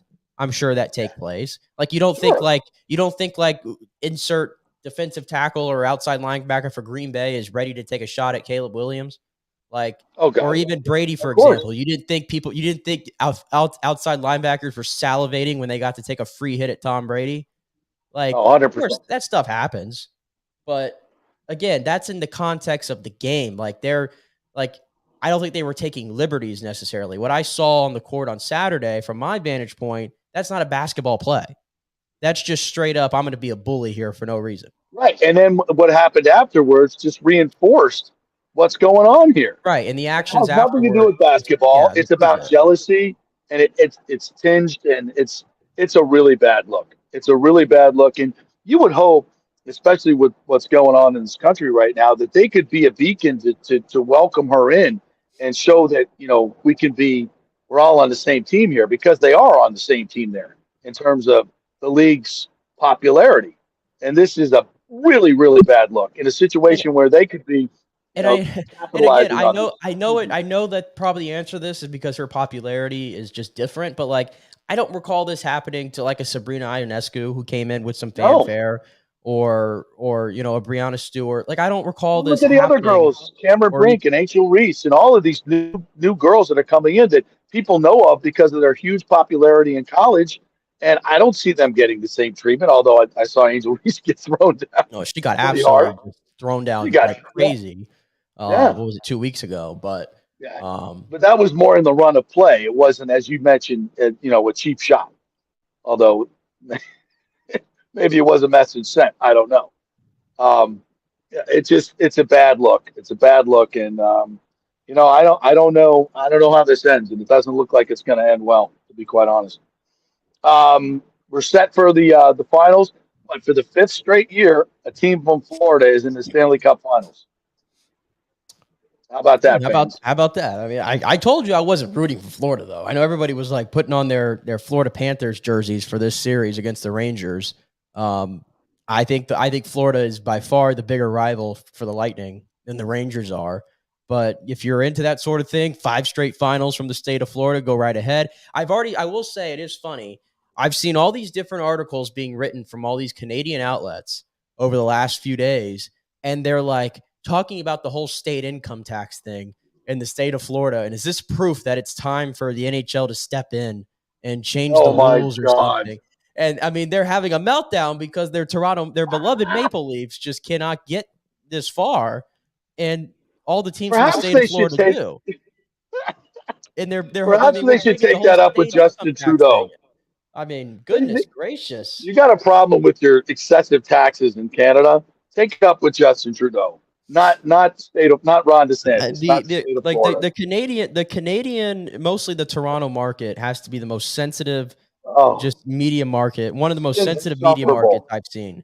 Like, I don't get it. And by the way, there is a Canadian team in the final finally with Edmonton getting there. So, I can be honest with you. Now, I was a little conflicted earlier, and I was kind of feeling like I was rooting for the Panthers. And now I'm absolutely not, because we want the Panthers to be the team that gets to the finals and never wins. Right. Right? Good for you, boys. How many cups you got? Nothing. Bupkis. Squadoosh.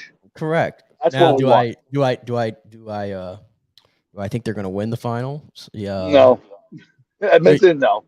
Yeah, I don't know if Edmonton's going to pull it off, but no, I didn't think Edmonton was even going to get this far, though, if I'm being honest with you. And that's why this whole series, I paid attention. I told you going in, I had Dallas and Florida as my final. And so I was all aboard the Dallas train, and they went out with a whimper, man. Did you see that goal by McDavid yesterday? Yeah, and that's freaking. God. Like, I was literally thinking to myself, wow, Edmonton's one game away from getting to the Stanley Cup final, and I don't even think Connor McDavid has had to play superstar. Like, yes, he's been good, but he hasn't been like McDavid taking over every game, and they're getting by just because of McDavid. It's been a little bit more spread out, which obviously was the whole point. That's what they've been looking to get. But that move that he makes, it's such close quarters like that, and it's against, it's Heiskanen that's out there. It's not like it's some bum. And I've never seen anybody like this in the history of the game. I just have never seen it. How he's able to just move like that in tight quarters. No, and then the energy he brings. You ever seen his warm up, by the way? Yeah. It's just insane. And in the way the stick handling and the I mean, he's just such a force. I mean, Kucherov does it in such a different way, right? And I'm not saying one way is better than the other. It's it's all about production, right? Right. But it doesn't this feel like this? I mean, if you're into that, like, what does the league want? Doesn't this feel like this is the Connor McDavid coronation moment? Like, I think the Panthers are going to get so screwed, and I'm going to love it. I'm going to love it. Well, it depends. I'm going to sit back. Is the league desperate? Is the league desperate to see a Canadian team finally get over the hump and win a Stanley Cup for the first time since 1993? Oh, God, yes. Yes. Yeah. I think they're desperate for it, and they want to make – and this I could know be part of the moment. I know from a rating standpoint, they would have much taken, New York over Florida.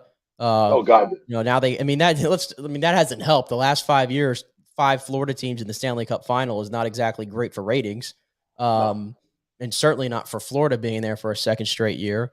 But no, it's great for the game that the best player in the league is on this stage finally. He's in the Stanley Cup final, and he's got the crew around him that they think can win it. I got my concerns with. I mean, I know Stuart Skinner has really, hunkered down here in these last 3 games. Good. He's been good, but he's always going to be that big question mark with Edmonton. And also, side note, the home ice advantage too that Edmonton has. I mean, my goodness, I was watching it yesterday, the pregame, and they showed the entire thing on TNT. It's like before the guys have even come out of the tunnel, all 20,000 people there at Rogers Place or Rogers Center are on their feet, and they're going ape. They're chanting "Let's go Oilers," and then they come out, and it's just a prolonged chant of "Let's go Oilers" until the PA announcer eventually takes over, and then they have this great tradition where they have the anthem singer up in the 300 level, and he sings the American national anthem, and then he sings like the first 2 notes, I think, of the Canadian one, and then all 20,000 people take over. And it's just it's beautiful. It is beautiful, and I can't wait to see that on the big stage. I think it's great for the league. I think that's going to be my rooting interest. Every penalty that happens to Florida, and I'm with you. I think Florida is the favorite here. I think McDavid's going to have a really, really hard time finding any open ice whatsoever. I think he's going to get frustrated. He's going to have to overcome all that, and that's his moment. This is his moment. And it's not like he doesn't have help. I mean, that's what I'm saying. He's got more help now than he ever has.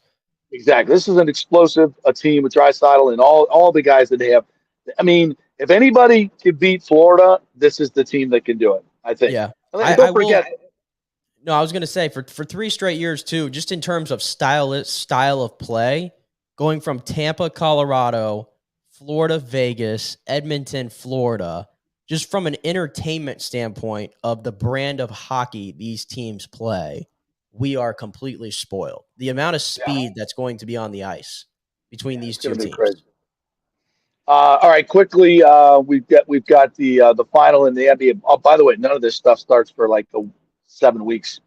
What do we got? 4 days till the hockey and 6 days till the basketball starts. Something like that. Yeah, because they're all set in stone ahead of time. Yeah. So the Celtics and the Mavs. I think it's a very intriguing setup, and I'm wondering what Porzingis does if he's guarding Luka. How much harder it is for Luka to do what he does against the 7'3" Porzingis now that he's back and is supposedly healthy and ready to go. I think it's a huge. I don't see how the Celtics lose this. To me, they're the deeper team, unless they have an absolute jellyfish backbone, which could be true. I think they're the better team. What do you think? Well, they certainly have more depth than Dallas does. There's no doubt about that. Dramatically. But from a duo standpoint, the way Luka and Kyrie Irving are playing, the way they complement each other, I mean, I'm certainly on the rooting interest side of Dallas in this one. It feels fresh, and I know Dallas, has a lot of good history and stuff, especially through the Dirk years and everything. But it feels fresh a little bit to have Luka in an NBA final and Kyrie back there. Like there seems to be like there's like this Kyrie Irving redemption story kind of arc going on, and it's kind of funny to watch because it's like all this stuff is media driven, and the media threw so much dirt on him for 4 or 5 years, probably at the time of his career in Boston and through Brooklyn. And I'm not saying Kyrie maybe didn't put some of this stuff on him, but this is a different Kyrie Irving than we've seen, certainly. And now, of course, the media, in love with him, and it's, redemption story. But he's an outstanding player. I think we forgot about that, to be honest with you. And, on the other hand, Boston, it's like, listen, has Boston had to go through the toughest, stretch to get to the finals? Absolutely not. But or maybe they're just that good. This is my point. At the same time, if you watched any NBA basketball all year long, you would know that the only team in the Eastern Conference that felt like a true, like you could put them out in the West and they're gonna be one of the best teams was Boston. They were different than every team in the East in the regular season. I agree. They've been different than every team in the East so far through the playoffs. And so this will be interesting to see how is this going to help them or hurt them? Help them is that the fact they haven't had to play too many games. They've only lost twice so far, I believe. And whereas Dallas has had to go through Minnesota and just through wars to get. Now they did make Minnesota look light. That was really impressive. Yeah, they did. Obviously. They did. So that's kind of what I'm looking at here. But in general, I mean, this feels fresh. This is a nice fresh matchup. And just a sign of the new era that we're in. And somebody, whether it's Jason Tatum or Luka Doncic, is going to take that next step into becoming a superstar after this series.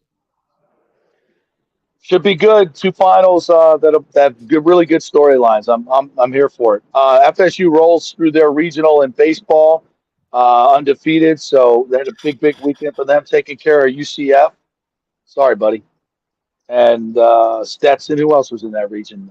Alabama. Yeah, sorry, Bama.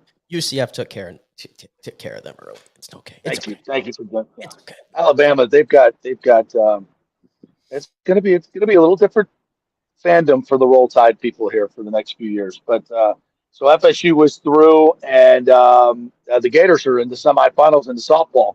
They got to go play Oklahoma now. Good luck with that. Oklahoma. Did Florida State get bounced right in the? Yeah, they got bounced. They got bounced by Oklahoma. Yeah, right. They got squashed. But the Gators have a former Oklahoma player who had a big night last night. So we'll see where it goes for them. They're in the semifinals. They get past Oklahoma, then they got a good shot at winning the national championship. What else did we miss? Simone Biles wins her ninth consecutive, some ridiculous number. Can't wait to watch her in the Olympics one more time. Just dominate. And Yuka Sasso wins her second U.S. Open. She's won 2 tournaments, both U.S. Women's Opens, on a brutal course. Watched a little bit of that yesterday, so it did really well. I was even watching my tennis too. Djokovic played in a he played in a tremendous match the other day where he was down. It was like a 3rd round, I think. He was playing, I think it was Musetti, and Musetti had him like 2-1, and Djokovic looked like he was finally going to have an early exit, and he came all the way back because that's what a champion does. What he does, and yes. A match that started, by the way, at 10:45 p.m. local time in France and ended at 3 a.m. Oh my God. I don't know if that is healthy or a good thing. Seems ridiculous to me, but yeah, Novak Djokovic at the age of 36, 37, whatever it is, playing a 5-hour match where he was down in the third set and having to go 3 a.m. Till 3 a.m. Crazy. Insane. Crazy. But yeah, the French Open is going to be very interesting, especially on the women's side on the way in. A lot of good players left. All right, so we'll take another break. On the other side, you got the Titus O'Neil interview ready to go. Did a really cool interview with Titus last week, and on Wednesday of this week, I'll be emceeing the Sports Club of Tampa Bay Hall of Fame, where he will be going in along with Aaron Andrews, Bruce Arians, Charlie Bradley, Bobby Dietz. I'm forgetting some people here. They don't have the list in front of me. Steve Spurrier, remember him? Going to be a tremendous night, but Titus going in, so we talked with him, and boy, did he have it. It's just the best interview in the world. He's got a big Father's Day event coming up at the AMP. So we have that for you. We'll take a quick break. I'm going to be out and see if I can catch this flight this time and be back in the studio tomorrow, hopefully. We'll take a 3-minute break, and Nick will take you home from there.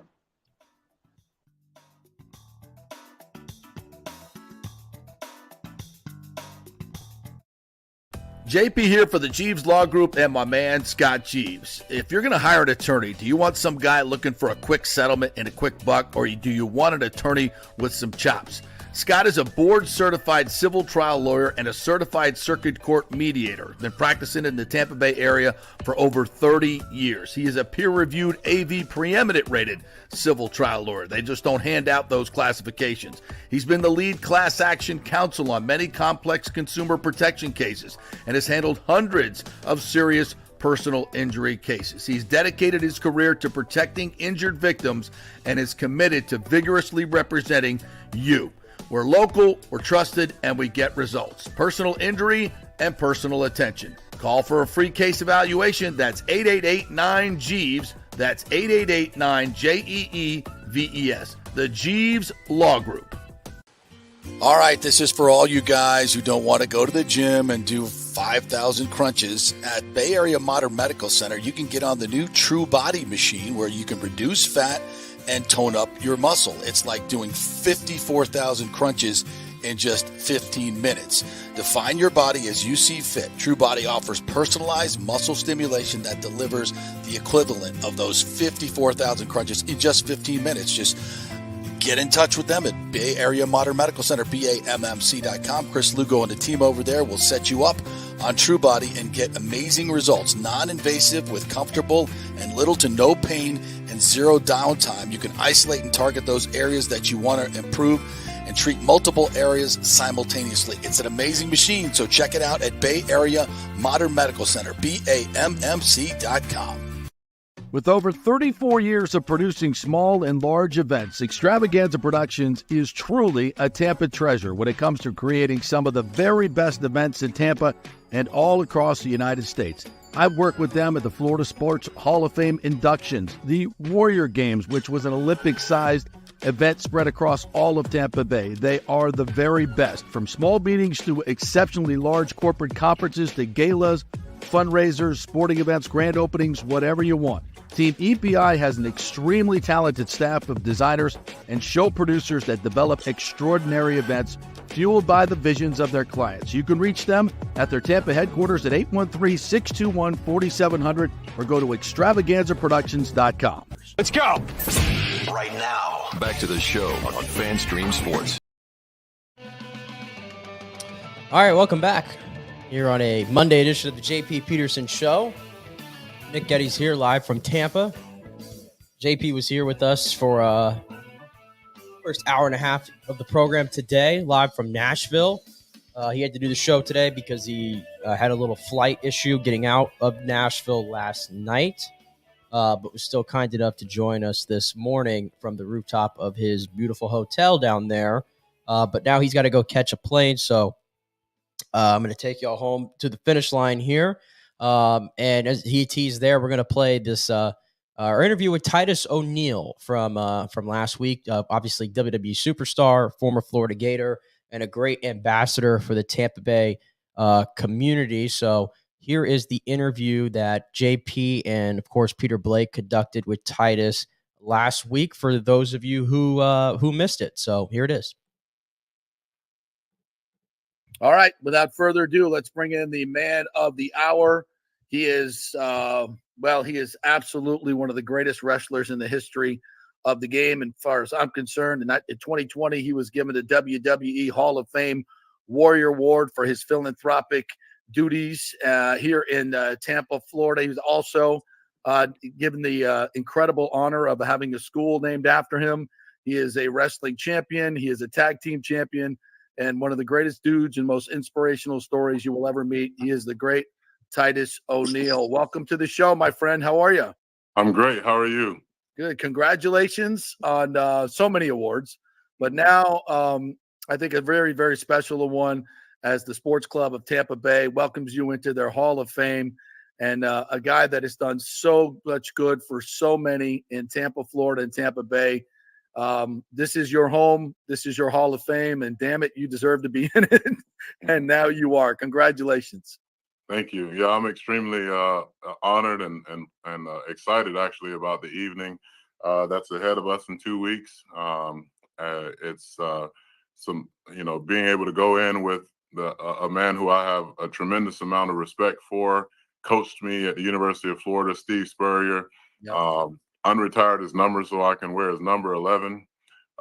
He is the epitome of what I feel like college football is really all about. He believed in doing things the right way, but he also believed in winning. And that was my number one reason for choosing the University of Florida, on top of the fact that I leave there with a high quality education. And it was great. It is great to be a Florida Gator, and it's great to be going into the Hall of Fame with Coach Spurrier, as well as Bruce Arians as well. Yeah. Man that came here to Tampa with a mission to help bring us a Super Bowl, and was one of the first, I guess, notches in the belt for us to be able to proclaim ourselves as Tampa Bay. Obviously, with the Lightning following up with back-to-back championships, that also, propelled us into sports dynasty land, if we must say. Yeah, and, never been done before. Yeah, and so definitely a very special class to be a part of, and looking forward to the event and being there amongst great people from the Tampa Bay area that I get a chance to call friends, partners, and in some cases, family. Yeah. Should we call you Thaddeus or Titus for this interview? I don't know where to go with that. You gotta call him Titus. Yeah, you can call me whatever you want to call me. I'll answer them both. Superstar. We'll call you Superstar. Yeah. I talked about this in the open because I've heard you speak so many times, and you've been very candid about what was a very, very difficult upbringing. And I just think in these days of where everybody's crying victim this and victim that, you are such a shining example of being able to overcome the biggest of odds and become the biggest of superstars in wrestling and in life as a human being and a philanthropist. That story is so inspirational. How much of that do you want to share for this evening that we're going to in a couple of weeks? And how important is that to get that message out to so many, especially kids these days?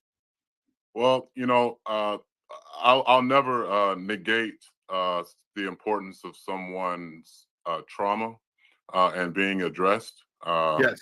Yeah, there are a lot of people that are victims of a lot of things. Some of those things I experienced as a kid, and some of them I did not. Obviously being a product of a sexual assault and my mother having me at a very young age of 12 years old, my life started off behind the 8 ball, just like a lot of other people have. But to say that, I truly believe in it takes a village to raise a child, and I had one hell of a Absolutely. village, man. Whether it's at the Boys and Girls Club, the Florida Sheriff's Boys Ranch, people pouring into me from multiple facets and backgrounds of life.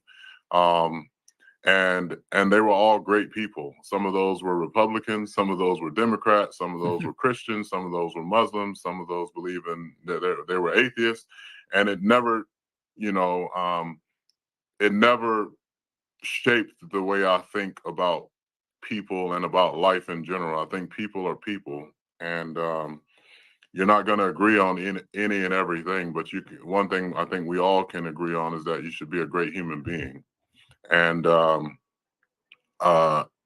whole life, I've been surrounded by some really horrible human beings at some points, and then some really good ones at some points. And still to this day, you talk about, folks and how they utilize social media to kind of be divisive. And, they, some people do have have a victim mentality.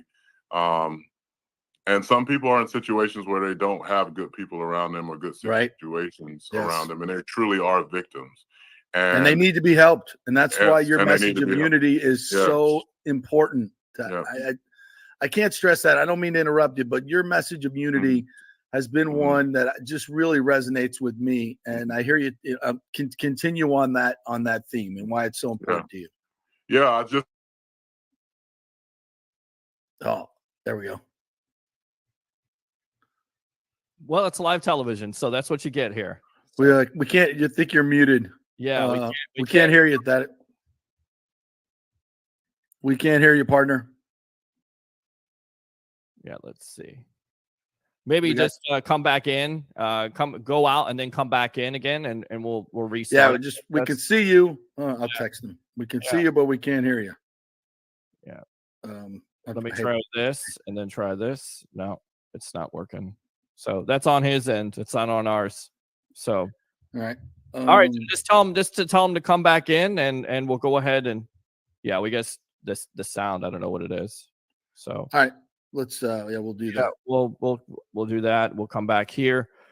Great stuff there by Titus. Looking forward to asking more questions because I got a chance to talk to him at the Jake Paul press conference. And let's see if we can get him in here. Stand by. Again, let's see if he's on. Are you back? Can we hear you? Can you hear us? Nope, I don't think so. Can't hear us? No. I can hear you. I can hear, just fine. I just can't hear him. Okay. We see you. Let's take a quick break. Let's take him out, and we'll take a quick break, and we'll come back. I'll give him a call and see if we can't get him back in. Quick break. I want to start out here because we talked at the Jake Paul press conference about your Florida Gators. Where do you see this team going this year? Are you all on board with the coach there, with Billy Napier? Is it do or die for him this year, in your opinion? I mean, where do you see your program going at this point? Well, I do think our program is going in the right direction. I don't know if it's going in the direction that everybody will want it to go as quick as everyone will want it to go. But I need people to understand also, too, Florida State just had probably the best season that they've had in several years. And, they were calling for Mike Norvell's head, too, at Florida State.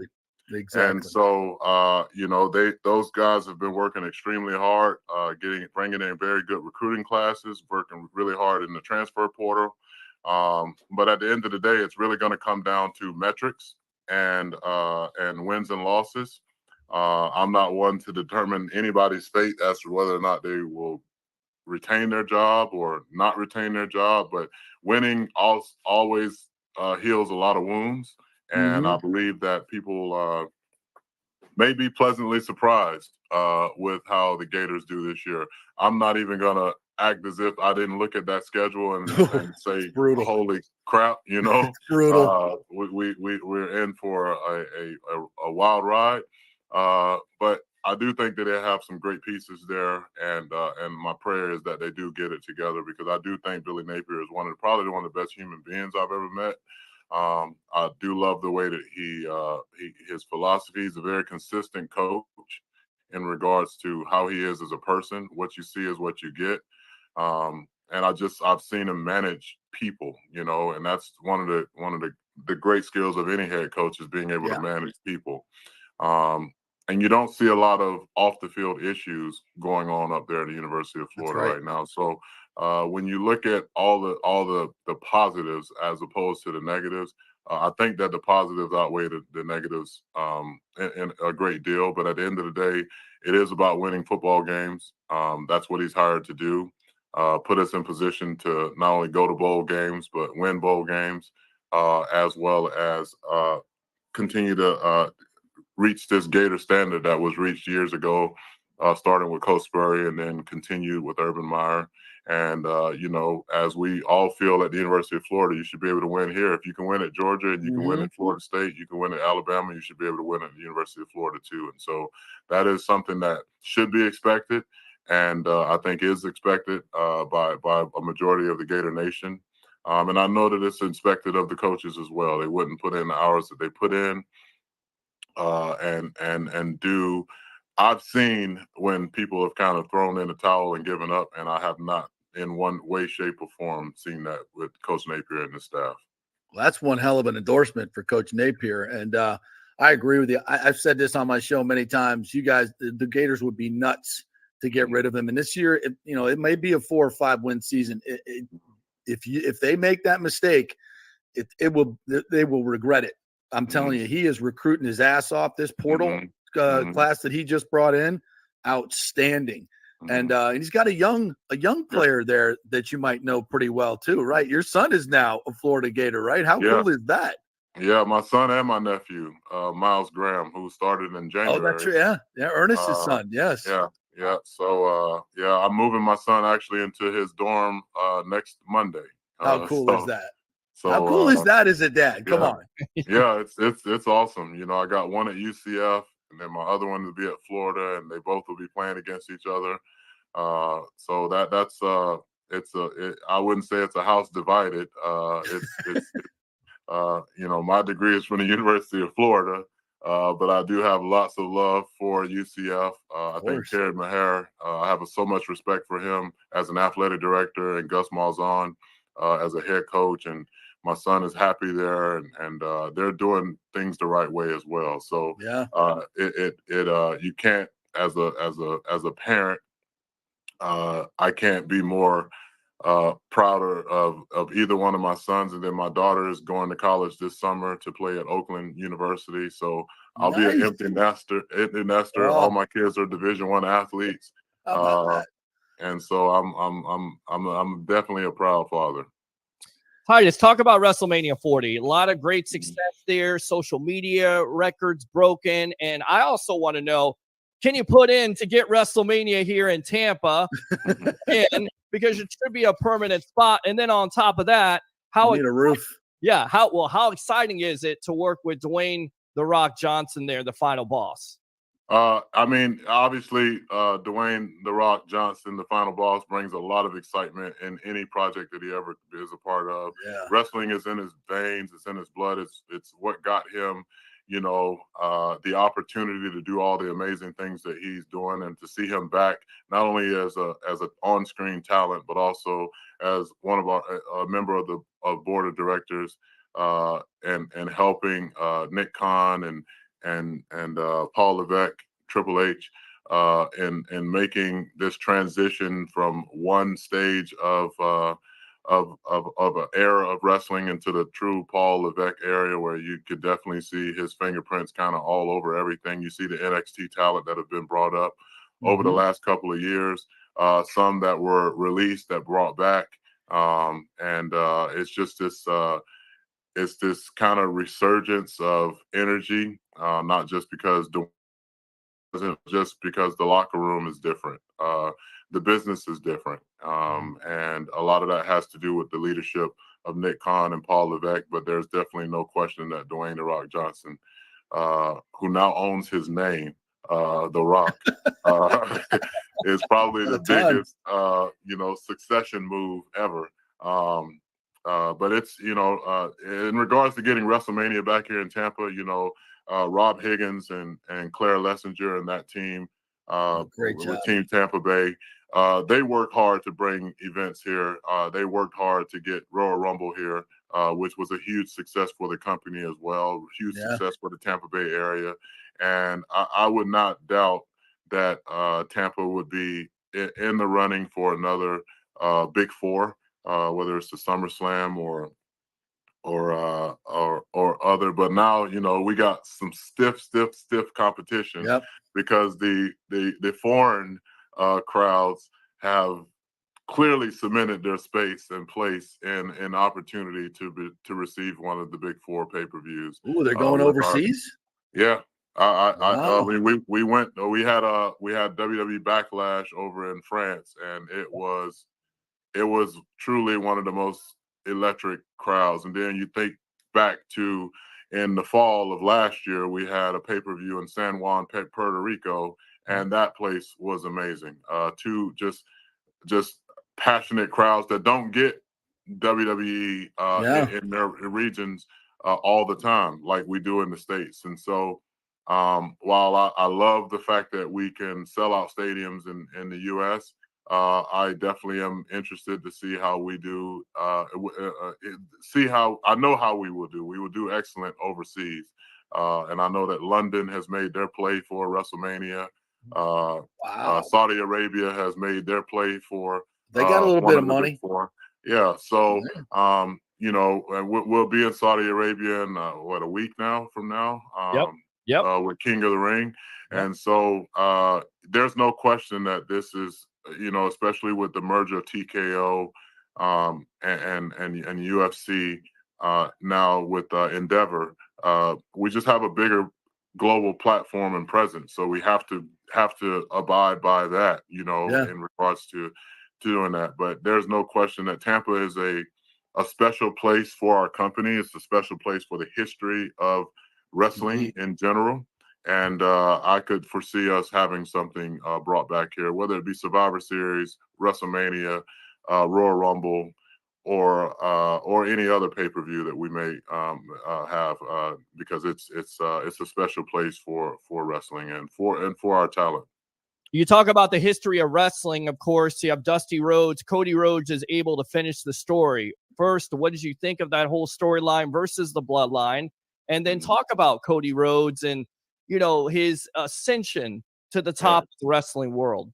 Yeah, I mean, Cody, not only a good friend, I learned a lot when I was wrestling with him prior to him leaving and going to another promotion. I did some really fun backstage segments when he was Stardust, and had the opportunity. And I know for him at that time, he had the same mentality that his dad had when they put his dad in polka dots, which was, I'm going to make this as amazing as I possibly can. And he wasn't happy with a lot of stuff going on at that time, and he gambled on himself.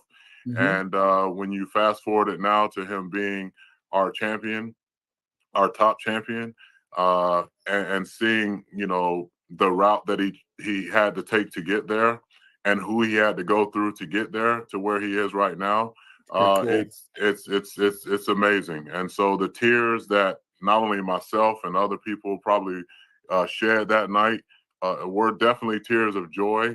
When you look at the entire makeup of how the buildup happened, and kind of the pivot in regards to now we got, instead of having Dwayne "The Rock" Johnson and Roman Reigns headlining WrestleMania, it's Cody Rhodes fighting for his life to finish the story and taking an ass whooping all the way up until it was time for him to be crowned champion. And that night in Chicago, where Rock, beat him up all the way backstage in the cold rain. Amazing.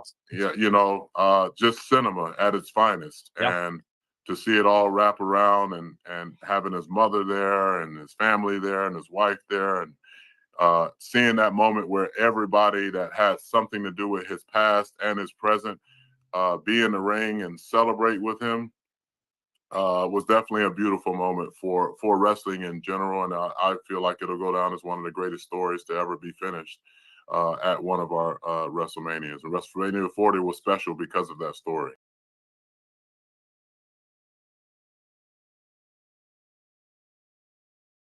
Tyson O'Neill, like I said, from last week. And with that, that'll do it for today's show. Again, thank you, JP, so much for joining us from Nashville after that flight issue. He will be back tomorrow with you with Tim Ham at our usual, his usual Orlando studio. So he will see you then, and I will see y'all on Thursday. Have a great day, Tampa Bay.